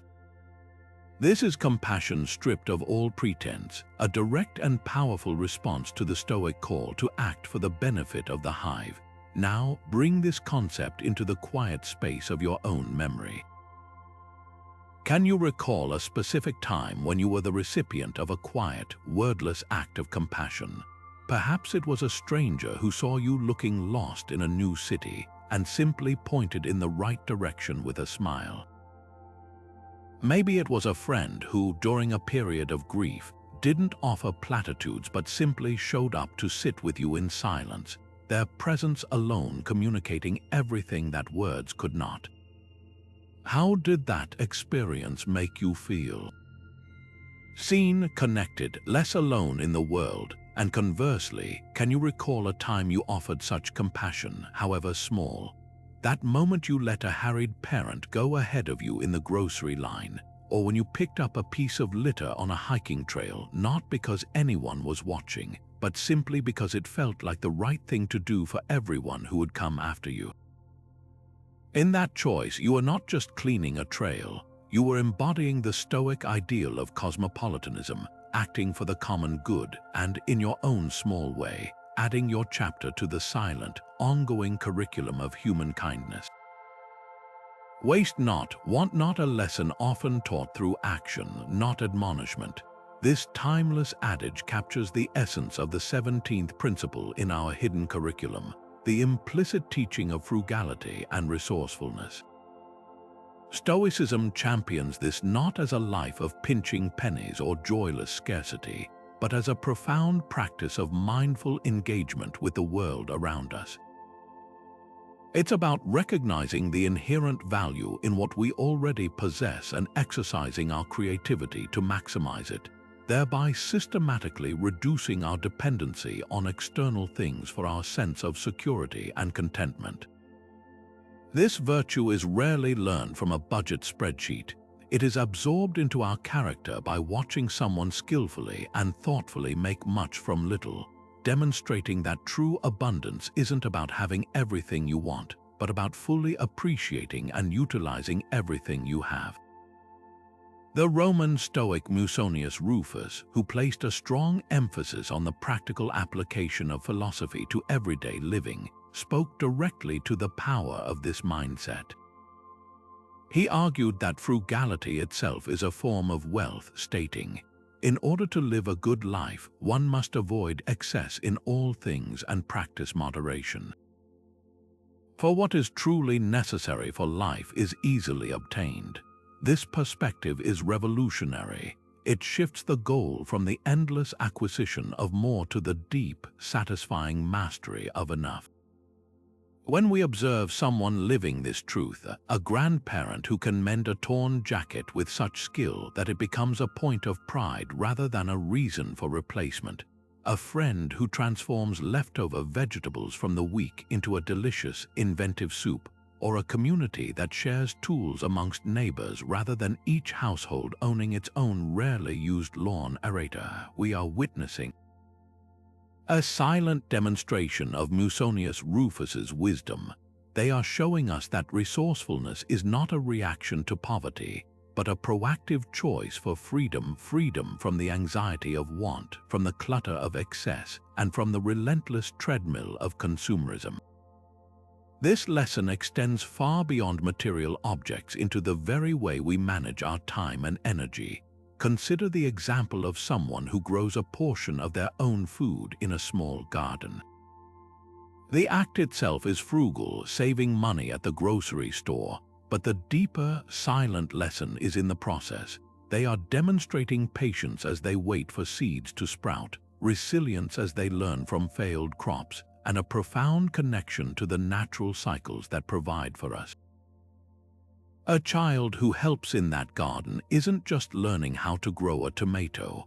They are absorbing a worldview that values patience and direct participation over instant, disposable gratification. Similarly, the act of repairing a beloved piece of furniture instead of discarding it teaches a lesson in valuing history, quality, and the effort of craftsmanship over the fleeting allure of the new. These actions are quiet, continuous commentaries on the Stoic ideal of living in accordance with nature, which includes using its gifts wisely and not wastefully. In our modern world of next-day delivery and planned obsolescence, this principle of resourcefulness is a radical act of quiet rebellion. It is a reclaiming of agency. The person who chooses to learn a simple home repair from an online video rather than immediately calling a professional is not just saving money, they are building confidence and self-reliance. The individual who curates a small, versatile wardrobe of high-quality pieces they truly love, rather than chasing every fast fashion trend, is making a statement about the value of intention over impulse. These choices, observed by others, become powerful, unspoken arguments for a different way of living, one that is deliberate, appreciative, and free from the constant pressure to acquire. They demonstrate that the most sustainable resource we have is our own ingenuity. Now, bring this lens to your own daily routines. Look around your living space or consider your habits. Where do you see an opportunity to practice a greater degree of resourcefulness? It doesn't have to be a major lifestyle overhaul. It could be as simple as committing to using the food already in your pantry before buying more, thus reducing waste. It might be dedicating an afternoon to learning how to darn a sock or patch a pair of jeans, transforming a chore into a meditative practice of care. Perhaps it's choosing to borrow a book from the library instead of purchasing a new one, or repurposing glass jars as storage containers instead of recycling them. Identify one small, specific area where you can consciously choose to make the most of what you already possess. In that choice, you do more than save a resource. You exercise the very same muscle of self-sufficient contentment you've seen in the most resourceful people you know, turning a silent lesson observed into your own active practice of Stoic freedom. No one is perfect, and watching someone admit that freely teaches us humility. This is the 18th principle in our hidden curriculum, the quiet instruction in humility through the gracious acceptance of our own limits and fallibility. Stoicism frames humility not as self-deprecation or a lack of confidence, but as a clear-eyed, honest recognition of the bounds of our knowledge and capability. It is the sober understanding that we are works in progress, inherently imperfect and always capable of error. This vital self-awareness is rarely sparked by someone telling us to be humble. Instead, it is gently ignited by the powerful, disarming example of watching a person we respect openly acknowledge a mistake, seek help, or simply say, "I don't know." The Stoic philosopher Epictetus, who began his life as a slave and understood the perils of both arrogance and false pride, placed immense value on this honest self-assessment. He pointed out that the path to wisdom begins with this admission, stating, "It is impossible for a man to learn what he thinks he already knows." This simple statement is a key that unlocks the entire project of self-improvement. If we are filled with certainty, if we believe we have all the answers, we close ourselves off to new information, feedback, and growth. True learning and the development of character require the foundational humility to accept that we have gaps in our understanding and room to improve. When we witness someone embody this, a master craftsman who eagerly seeks out a new technique from an apprentice, a celebrated scientist who publicly adjusts their theory based on new data, or a parent who sincerely apologizes to their child for an unfair judgment, we are seeing Epictetus's wisdom in action. Their lack of defensiveness is a silent, powerful lesson in intellectual and emotional security. Consider the impact of a leader in any organization, a CEO or a team manager, who makes a strategic error that costs the company time or resources. The insecure response is to blame external factors, hide the mistake, or double down on the flawed decision to save face. But a leader grounded in Stoic humility takes a different path. They call the team together, acknowledge the error clearly and without caveats, outline what they learned from it, and then collaboratively work on a solution. This act does not diminish their authority, it profoundly strengthens it. The team learns that it is safe to be imperfect, that growth is valued over the illusion of infallibility, and that true confidence is demonstrated by the ability to be wrong.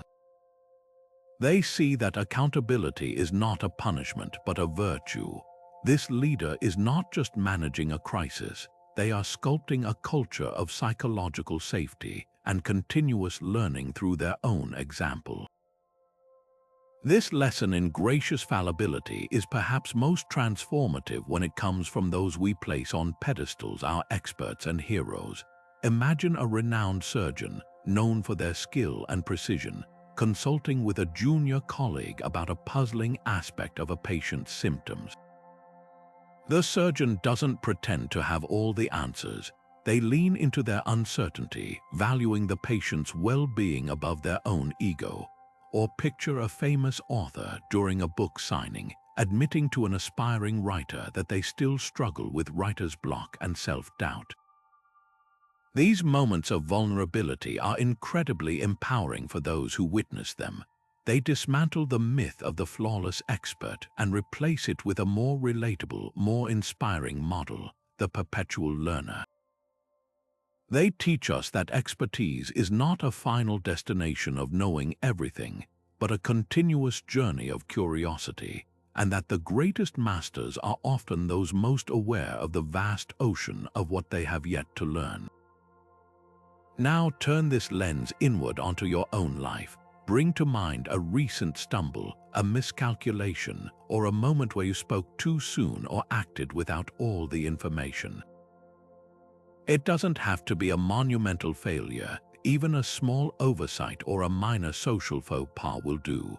Notice your instinctive, emotional response to that memory. Is there a cringe of embarrassment, a slight urge to justify your actions or to downplay the error? That is the ego's protective shell, and it is perfectly natural. Now imagine an alternative response. What would it have felt like to simply and gracefully own that mistake, to say, "I was wrong," or "I overlooked that, thank you for pointing it out," without any attached drama or self-flagellation? That simple act of acknowledgement is where humility lies. It is the gateway to genuine growth because it allows you to receive the lesson the mistake was trying to teach you, unclouded by the need to defend your self-image. By practicing this humble acceptance of your own limits, you do more than improve yourself. You contribute to a culture of honesty and grace, becoming a quiet teacher for everyone in your orbit. What if success isn't about winning, but about how you play the game? This question lies at the heart of the 19th principle in our hidden curriculum, the silent, transformative instruction in detaching from outcomes. Stoicism draws a crucial distinction between the external world of results, which is unpredictable, often unfair, and forever outside our command, and the internal world of our own efforts, intentions, and actions, which is the one domain where we hold absolute sovereignty. This isn't about becoming passive or indifferent to achievement. It's about shifting the very source of our satisfaction and self-worth from the trophy we cannot control to the integrity and dedication we bring to the pursuit which we can. And this profound reorientation is rarely learned from a motivational poster. It's absorbed into our spirit by witnessing someone who genuinely embodies this focus, showing us through their calm demeanor that true victory is an internal state, not an external award. The Stoic philosopher Epictetus, whose entire philosophy was built on this foundation of internal control, gave us the clearest possible guide. He instructed, "Make the best use of what is in your power and take the rest as it happens." This simple directive is a life-changing filter. It asks us to pour every ounce of our energy, attention, and passion into the quality of our own performance, the effort, the preparation, the ethical choices we make along the way. Then, and this is the crucial part, it asks us to release our grip on the outcome, the final score, the judge's decision, the market's reaction, the public's approval. These are in the category of the rest, the things that simply happen. When we observe someone living by this principle, their behavior becomes a masterclass in emotional freedom. They are not anxious before a performance because their self-esteem is not on the line, only their best effort is. They are not devastated by a loss because they know they controlled all they could. Their equanimity, win or lose, teaches us that our worth is not determined by a result, but by the character we demonstrate in striving for it. Consider the example of a young athlete you might have seen, perhaps in a local youth league. The scoreboard shows a crushing defeat, and many of their teammates are in tears, their heads hung low. But one player walks over to the opposing team, offers a genuine handshake and a word of congratulations, then jogs back to their own coach. You hear them say, "I know we lost, but I felt really good about my focus in the second half. I saw those passes much clearer." This player is not in denial about the loss. They are simply practicing a more sophisticated form of scoring, one that measures their own effort and improvement. They have, perhaps by watching a parent or a coach, learned to find their validation internally. Their focus is on the process, the quality of their attention, the precision of their movement, not just the points on the board. In that moment, they are demonstrating a level of self-mastery that many adults never achieve, and everyone who witnesses it receives a silent inoculation against the poison of tying their happiness to an unpredictable outcome. This lesson shines just as brightly in the world of art and creation. Imagine an amateur painter who spends months working on a piece, investing in the finest materials, studying techniques, and pouring their heart onto the canvas. They enter it into a local exhibition, not with a burning need to win the ribbon, but with a quiet pride in the work itself. When the judging is over and their piece isn't selected, they feel a twinge of disappointment, but it doesn't define them. They take the painting home, hang it on their own wall, and derive lasting joy from the memory of the process, the challenge of mixing the perfect color, the flow state they achieved for hours at a time, the problem-solving required to fix a mistake.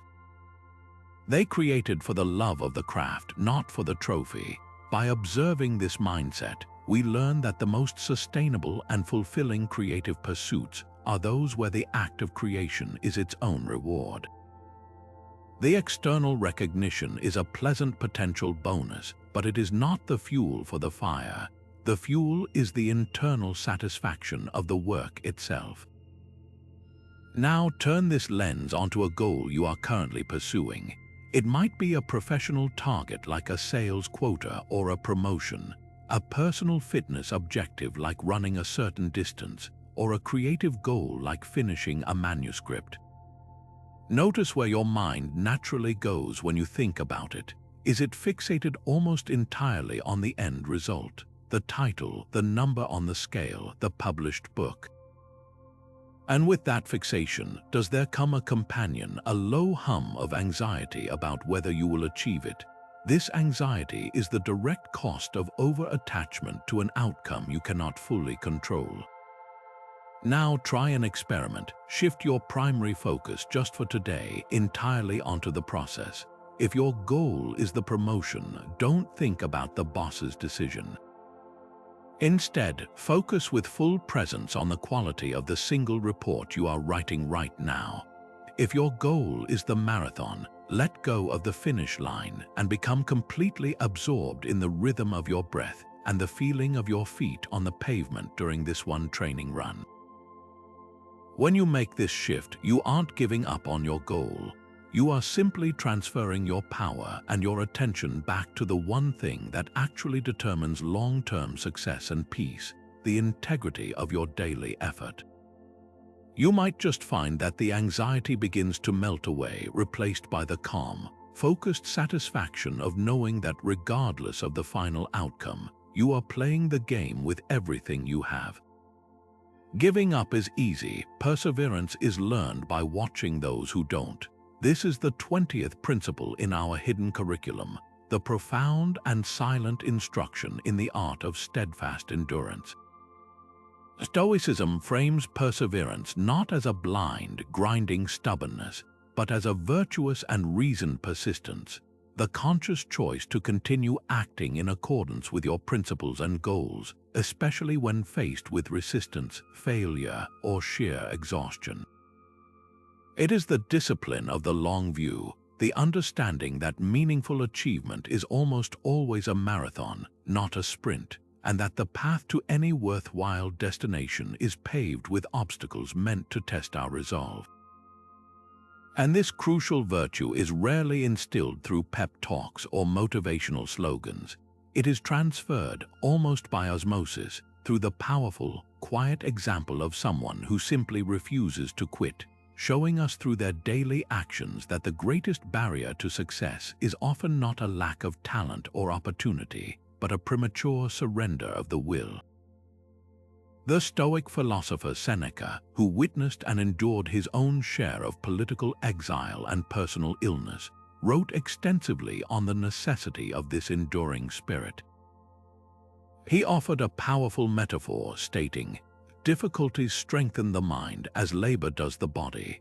But he went beyond mere Chinese letter, providing a crucial insight into the mindset required for true perseverance. He advised, if one does not know to which port one is sailing, no wind is favorable. This connects perseverance directly to purpose. Random, frantic effort is not perseverance, it is exhaustion. True Stoic persistence is a steady, directed, and purposeful effort, fueled by a clear understanding of your destination, your core values, and long-term goals. It is the daily choice to take another stroke, even when the shore is not yet visible, because you trust your navigation and you are committed to the journey itself. When we witness someone embodying this, their life becomes a continuous lesson in the power of direction and grit. Consider the practical example of an inventor toiling away in a garage or a lab for years on a single idea. They face countless failed prototypes, skeptical investors, and the quiet voice of doubt that whispers after each setback. What keeps them going is rarely a guaranteed promise of success.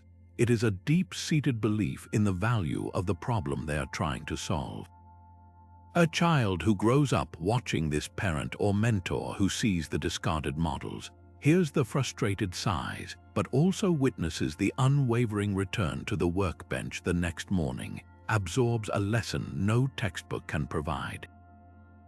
They learn that failure is not a full stop, but a comma in the long sentence of creation. They see that passion is not just about the euphoria of a breakthrough. It is about the love of the labor itself, the commitment to the process day after day after day.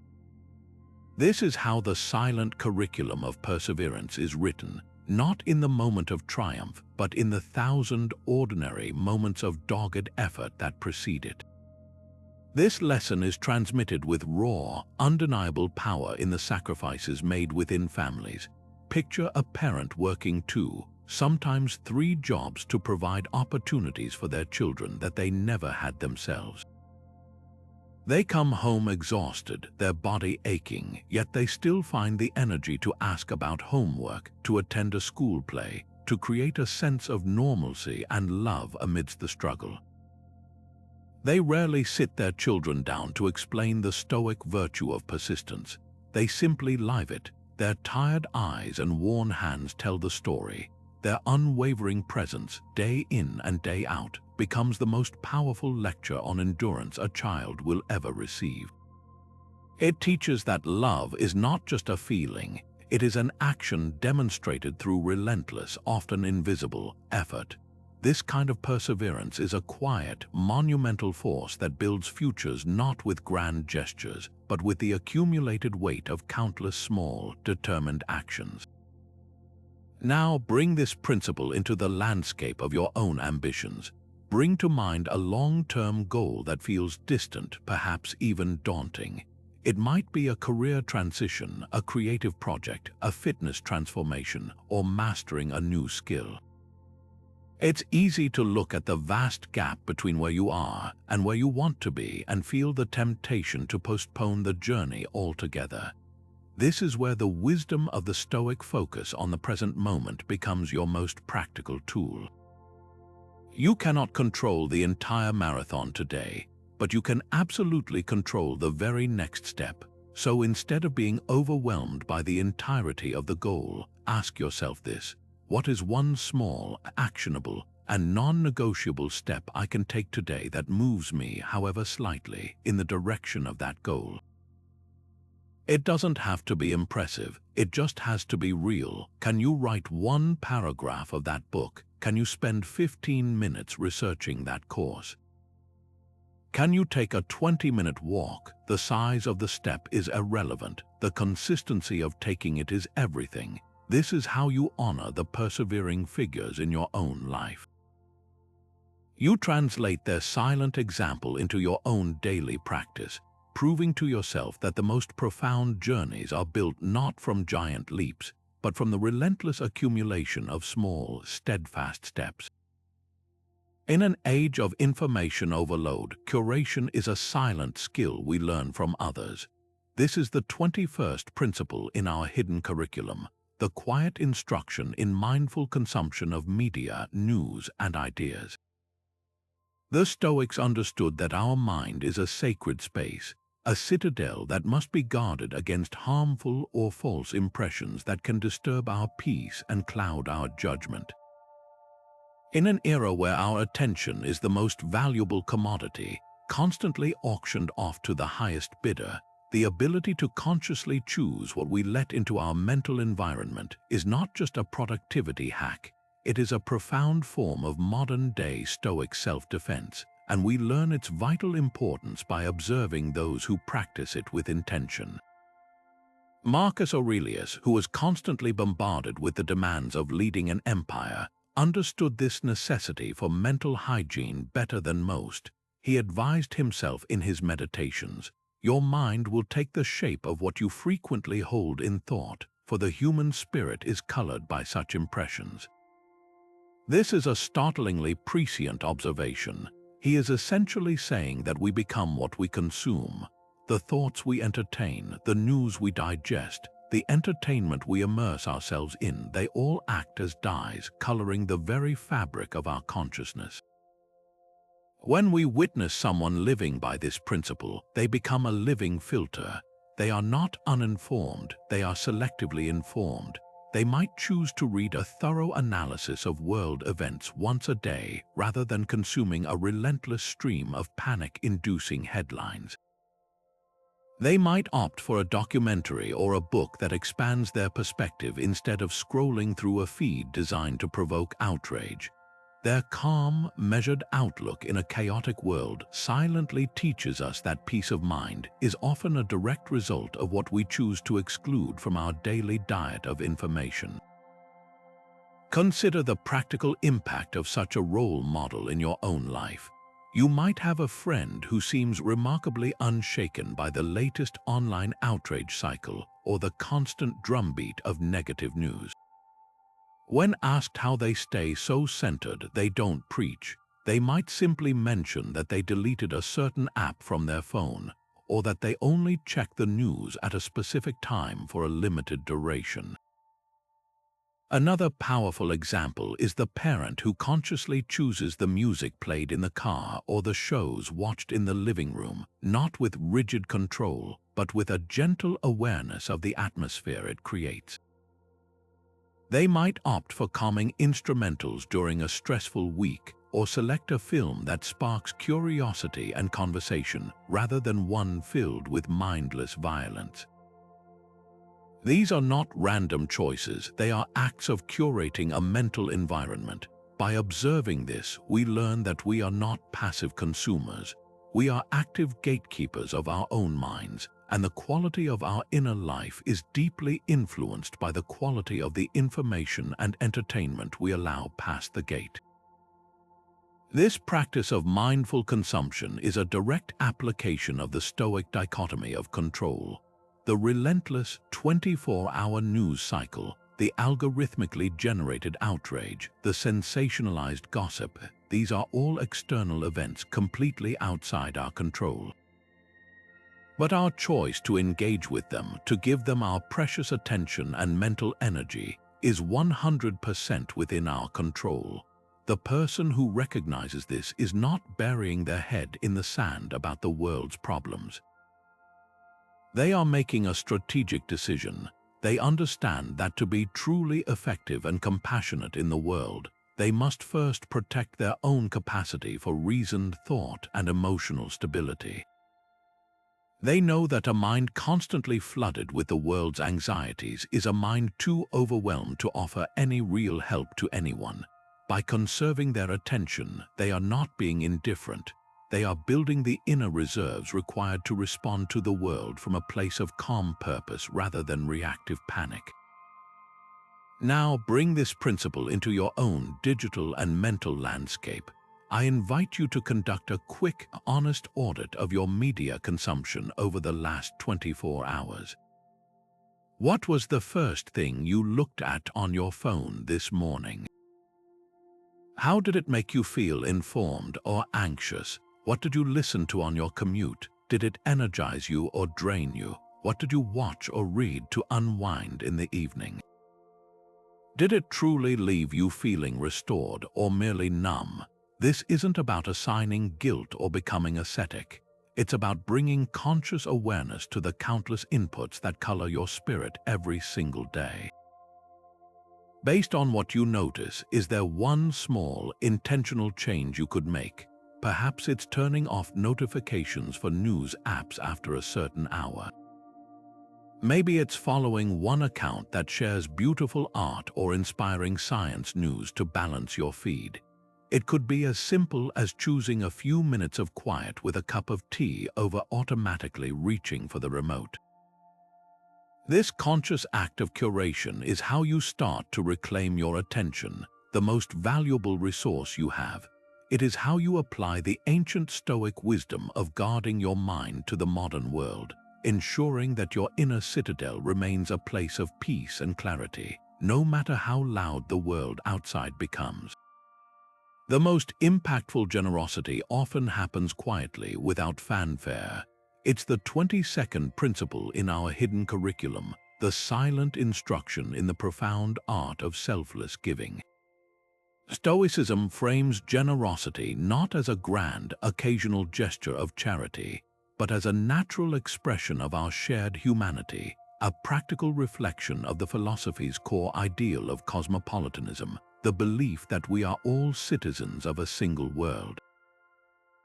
This form of giving is rooted in a deep understanding that our resources, our time, and our talents are not merely for our own hoarding, but are meant to flow toward the common welfare.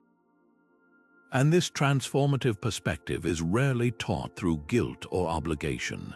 It is imprinted upon our character by the powerful, quiet example of someone who gives freely, effortlessly, and without any expectation of reward or recognition, teaching us that the truest joy often lies not in acquiring but in contributing. The Stoic philosopher Seneca, a man of immense wealth who constantly reflected on its right use, offered perhaps the most poignant guidance on this matter. He wrote, "Wherever there is a human being, there is an opportunity for a kindness." But he went further, urging timely action with this powerful insight. He who gives when he is asked has waited too long. This captures the essence of Stoic generosity. It is proactive, attentive, and immediate. It is not about waiting for a formal request or a tax deduction. It is about seeing a need and meeting it simply because you can.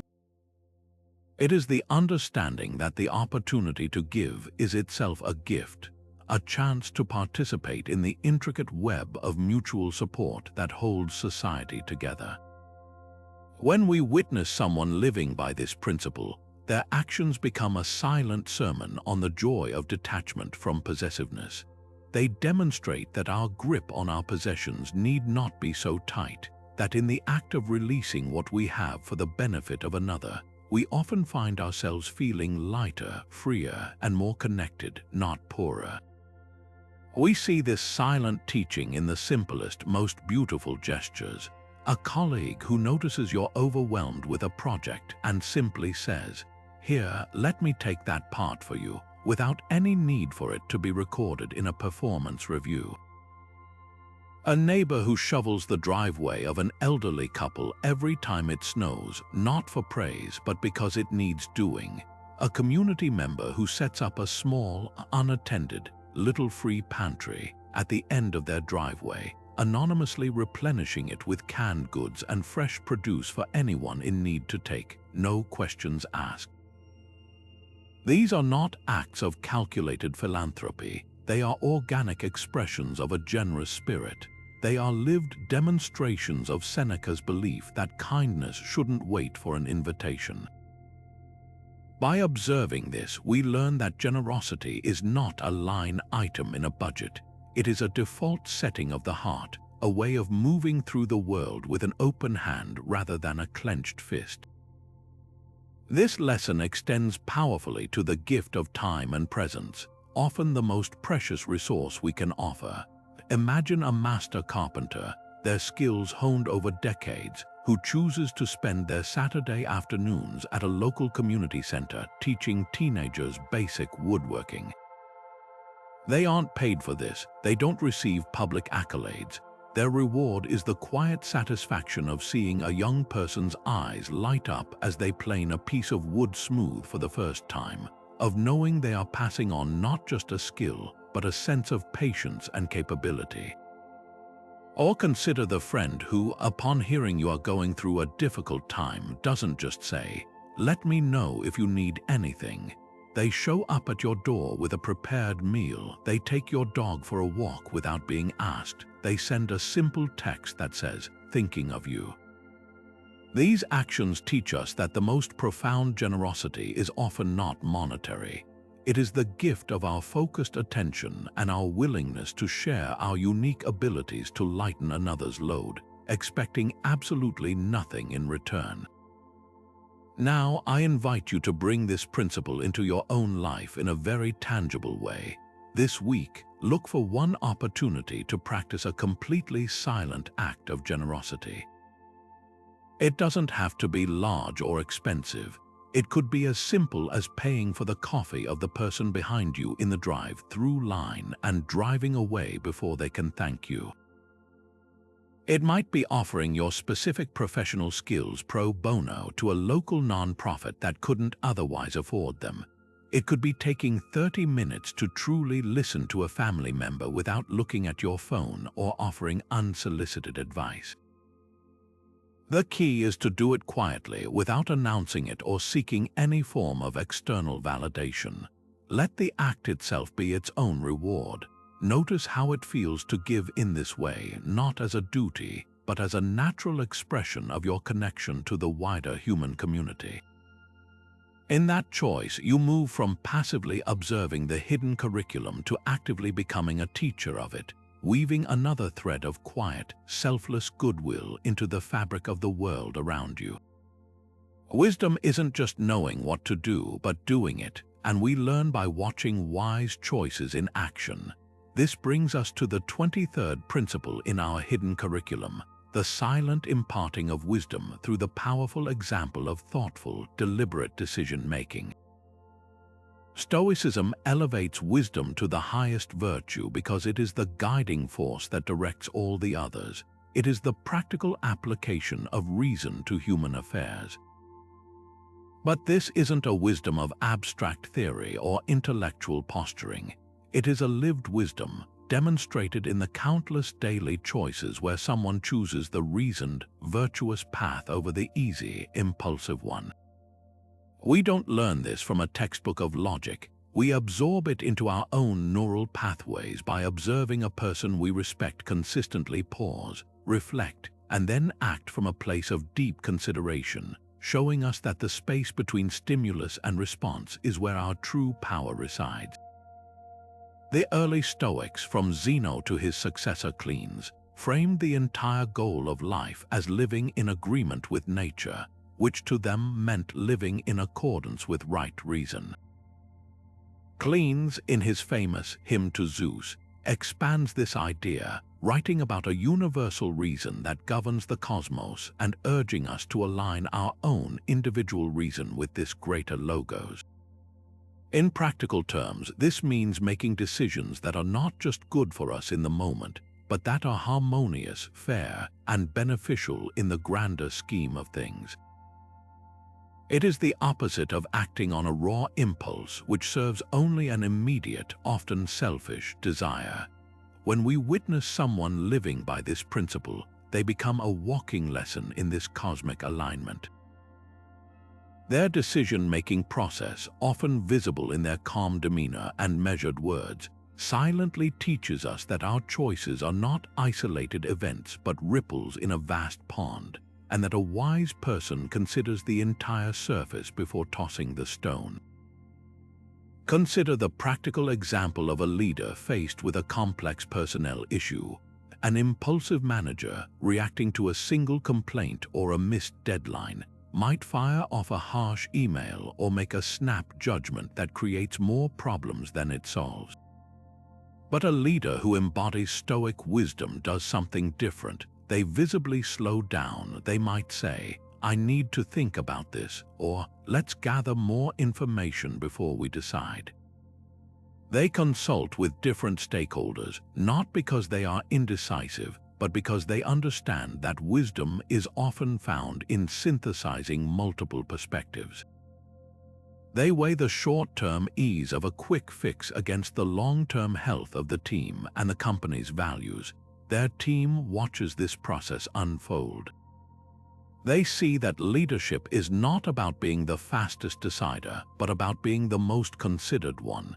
In that observation, they learn that wisdom is as much about the process, the patience, the inquiry, the refusal to be rushed as it is about the final decision itself. This lesson is transmitted with profound intimacy in the home. A parent faced with a child's misbehavior has a choice.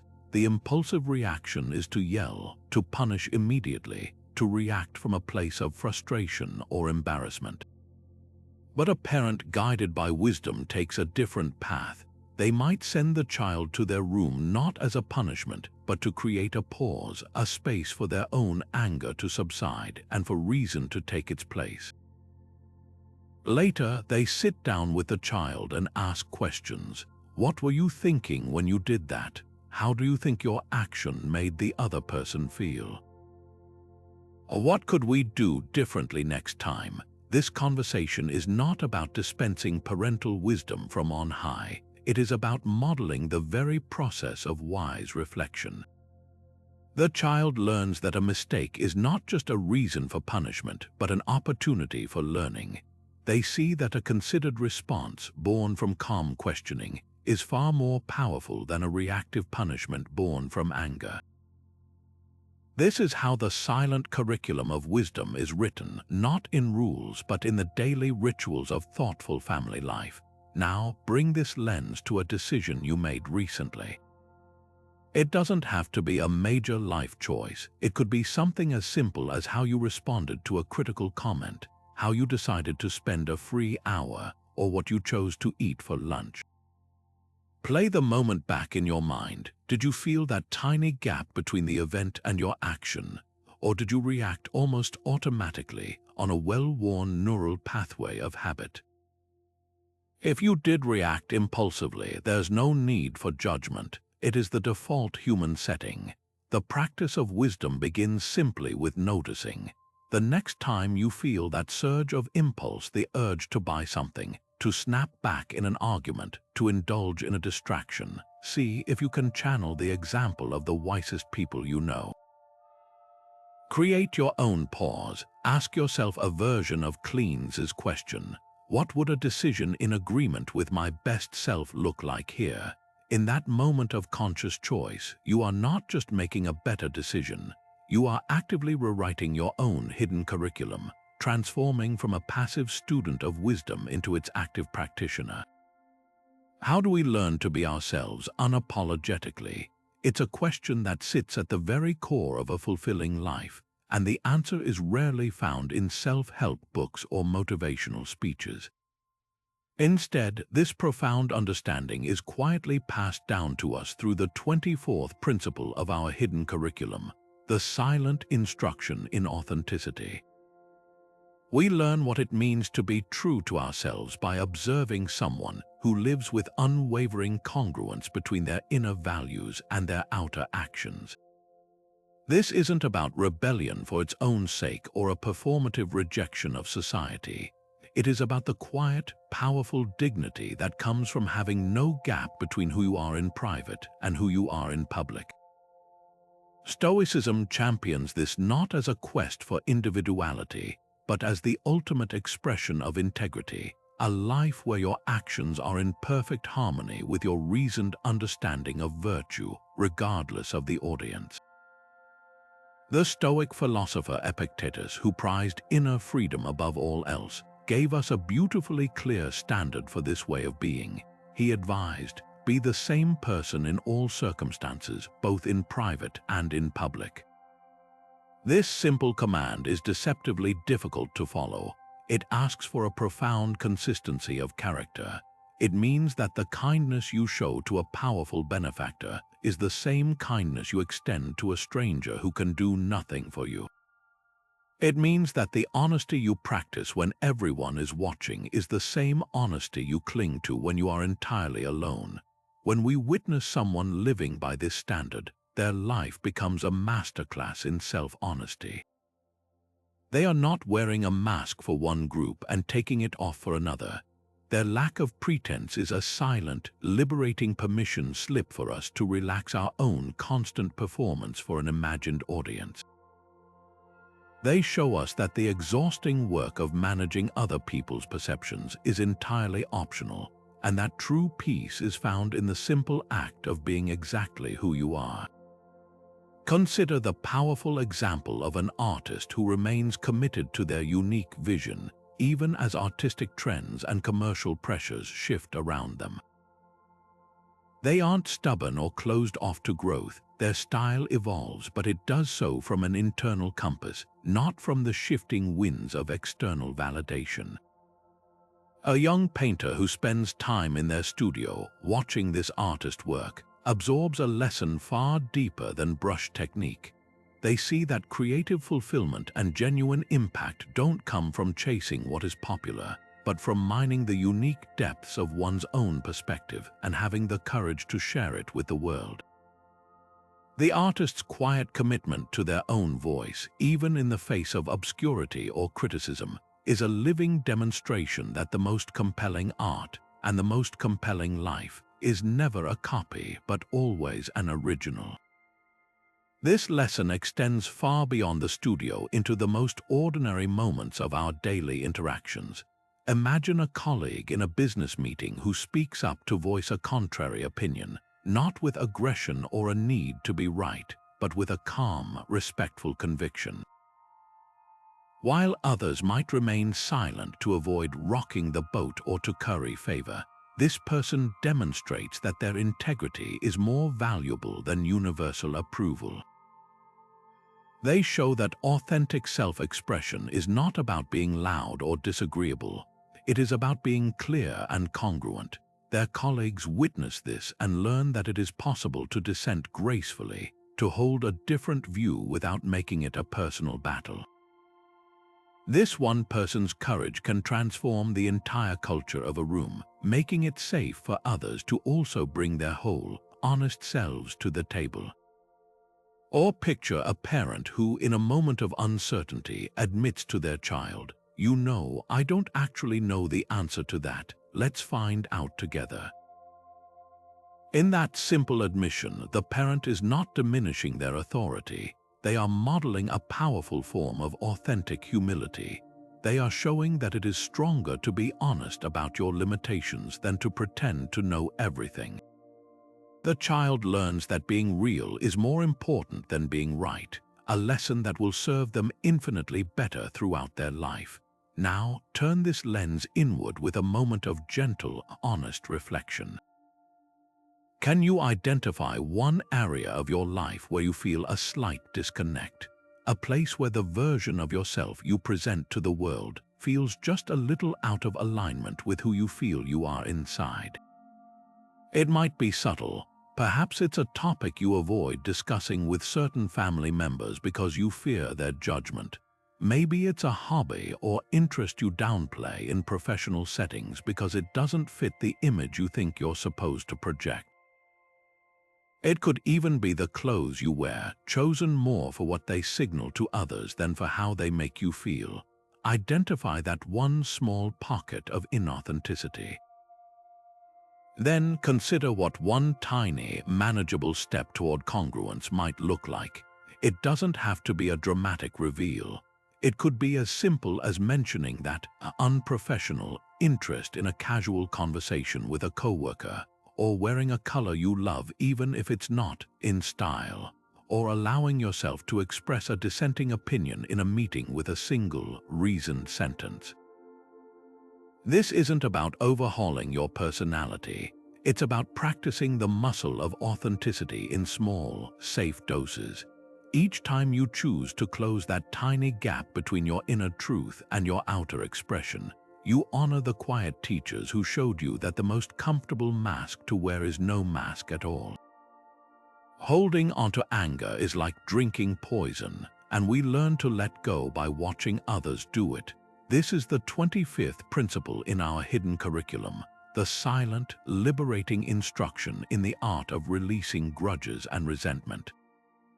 Stoicism teaches us that our peace of mind is our most valuable possession, and that harboring bitterness over past wrongs is a voluntary poison we choose to drink, allowing someone else's actions to continue harming us long after the event itself is over.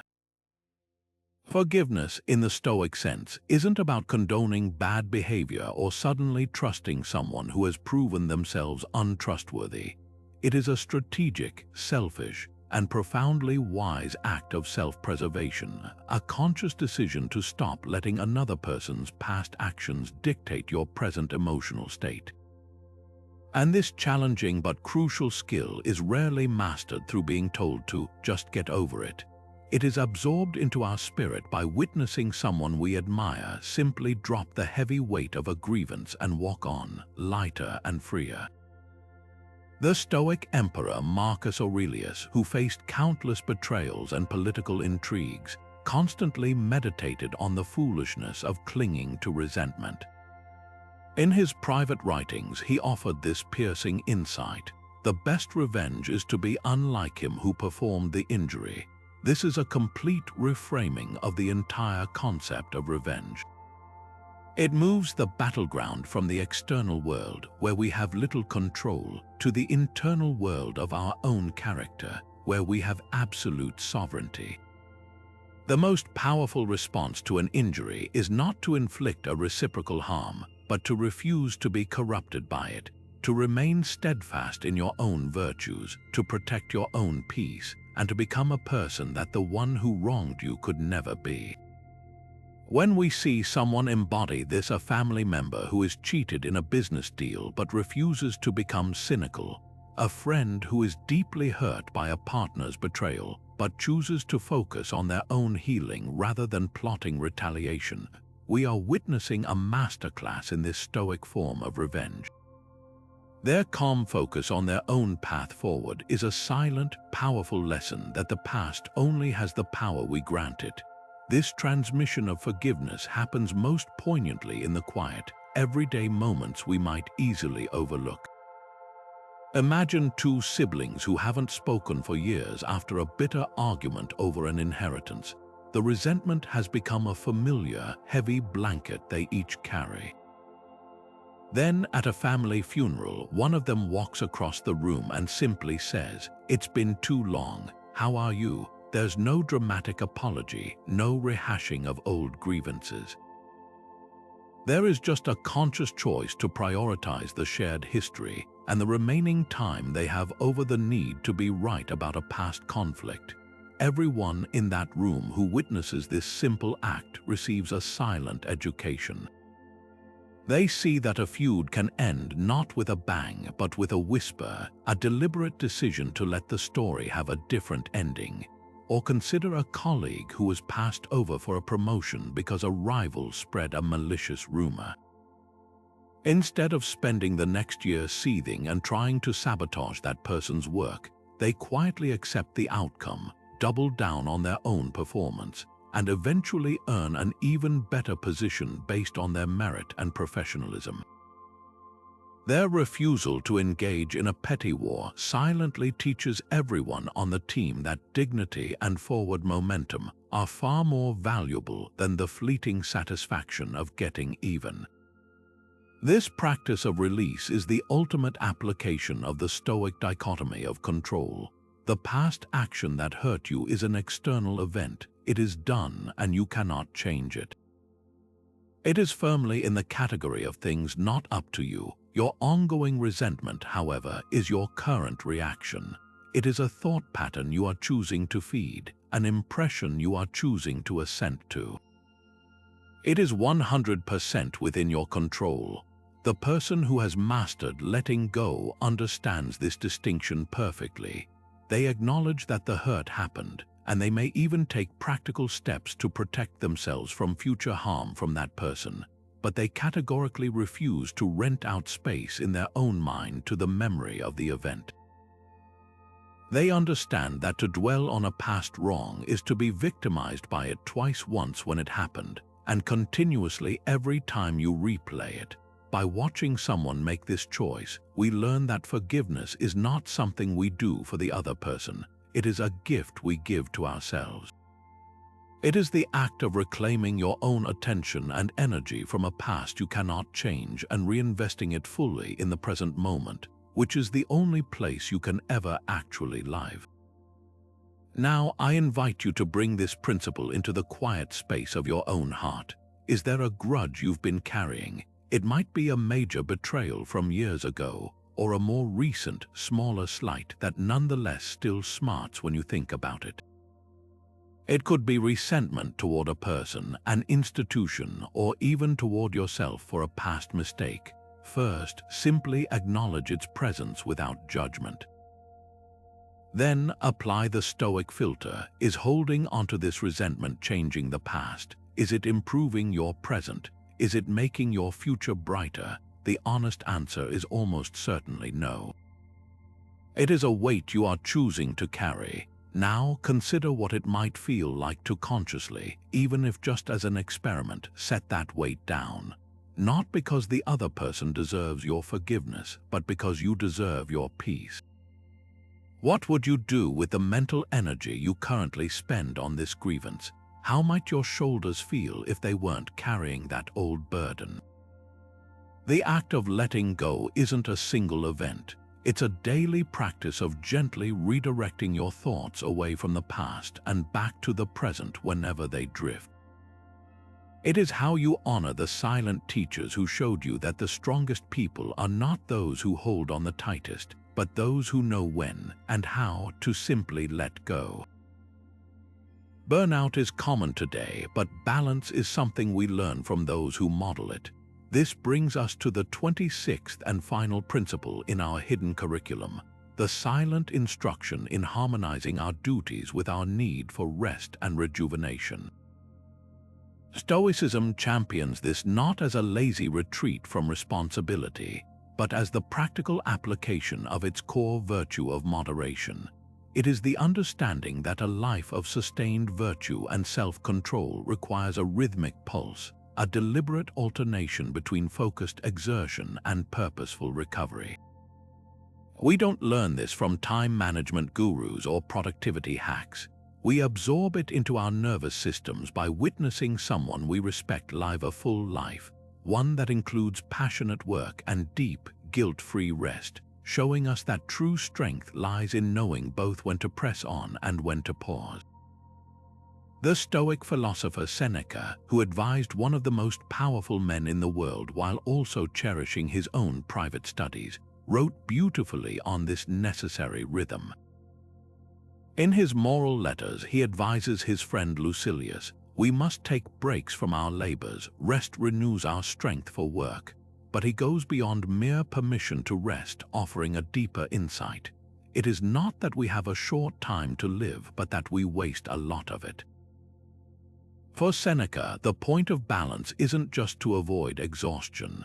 It's to reclaim our time from frantic, unthinking busyness and reinvest it in activities that truly restore and enrich the soul.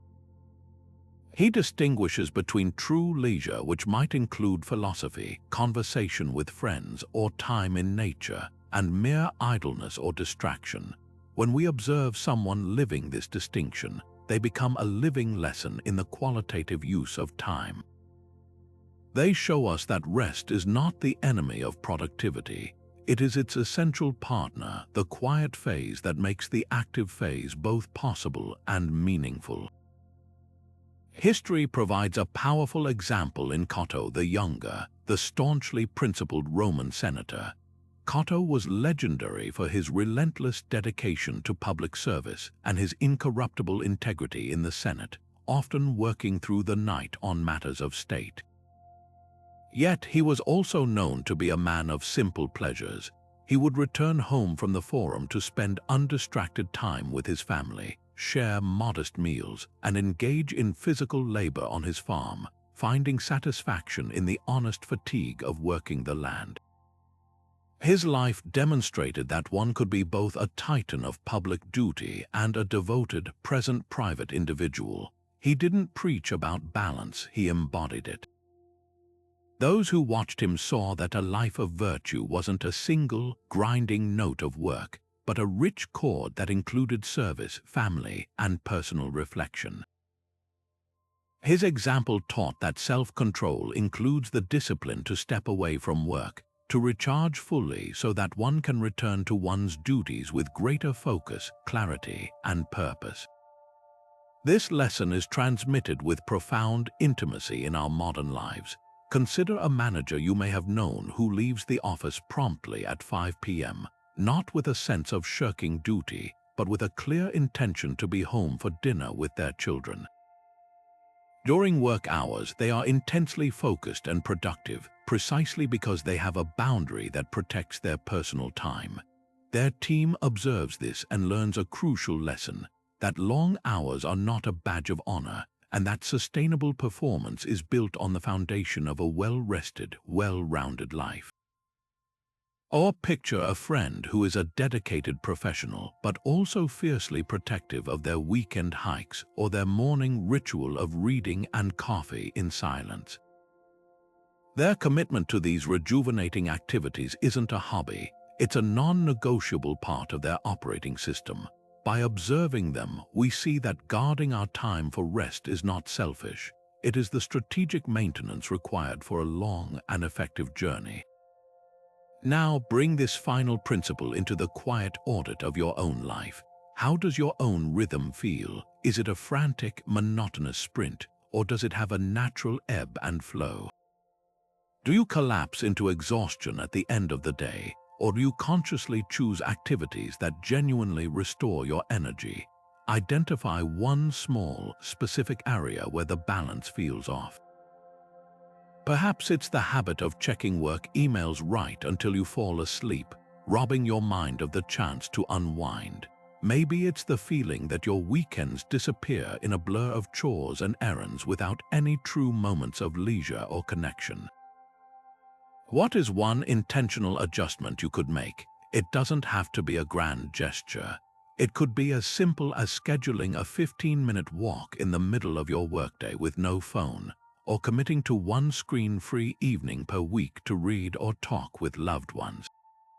This small act of rebalancing is how you honor the silent teachers who showed you that a life of stoic strength isn't about endless endurance, but about wise and sustainable rhythm, ensuring you have the energy not just to meet your duties, but to truly live them. And so we arrive at the heart of the matter, the quiet truth that has been echoing through every principle we've explored. The most profound education in self-control is not found in textbooks or lectures, but in the silent, living curriculum of observed action. We have journeyed through 26 distinct ways this hidden transmission occurs, from the restrained breath in a moment of chaos to the gracious acceptance of a changed plan, from the integrity of a kept promise to the courage of a voice that speaks an uncomfortable truth. These are not abstract philosophical concepts. They are the very fabric of a life well lived, woven from the stoic virtues of emotional restraint, resilience, mindful presence, and unwavering integrity. This unspoken language of character is passed from generation to generation, from mentor to protege, from parent to child, not through formal instruction, but through the powerful, wordless example of a calm demeanor in a storm, a patient response to frustration, or a principled stand when no one is watching. This hidden curriculum shapes us at a far deeper level than any explicit lesson ever could. because it bypasses the intellect and speaks directly to our humanity, showing us what is possible. The Roman Stoic Seneca, who reflected so deeply on the human condition, captured the enduring value of this inner work when he wrote, "A sword's strength is tested by iron, and the spirit's strength is tested by adversity." This is the ultimate purpose of the silent lessons we absorb and impart, the daily practice of self-control, of choosing reason over reaction and virtue over impulse, is what forges a spirit strong enough to not only endure life's inevitable difficulties but to emerge from them with clarity and grace. The true goal is not to become immune to the world, but to develop an unshakable inner citadel, a core of peace and purpose that remains steady regardless of the chaos swirling outside. This is the priceless inheritance offered by the hidden curriculum, an inheritance available to anyone willing to observe, to learn, and to practice. Now, this journey does not end here. It continues in your own life, in your own awareness. I encourage you to become an active student of this hidden curriculum. Look for the silent teachers all around you, who in your life models a calm presence, who demonstrates resilience in the face of hardship, who acts with an integrity that needs no announcement. Observe them, learn from them, and then, most importantly, begin to embody these principles yourself. Choose one small area where you can practice greater self-mastery. It might be pausing before sending an email in anger, or consciously expressing gratitude for one thing each day, or simply listening to someone with your full, undivided attention. These small, daily acts of discipline are how you build your own inner citadel brick by brick. This path of Stoicism is not about perfection, it is about progress. It is a practical, accessible philosophy for everyday life, offering timeless tools for navigating our modern world with more wisdom, less stress, and greater purpose. You already have everything you need to begin. If this exploration has resonated with you, if you see the value in cultivating this quiet strength, I invite you to join this conversation. Share your own experiences in the comments below. Tell us about a silent teacher who influenced you or a Stoic principle you are trying to practice. And if you want to continue this journey of building unshakable character, consider subscribing for more insights into living a life of virtue and purpose. Remember, the most powerful lessons are often silent, and the most profound changes begin with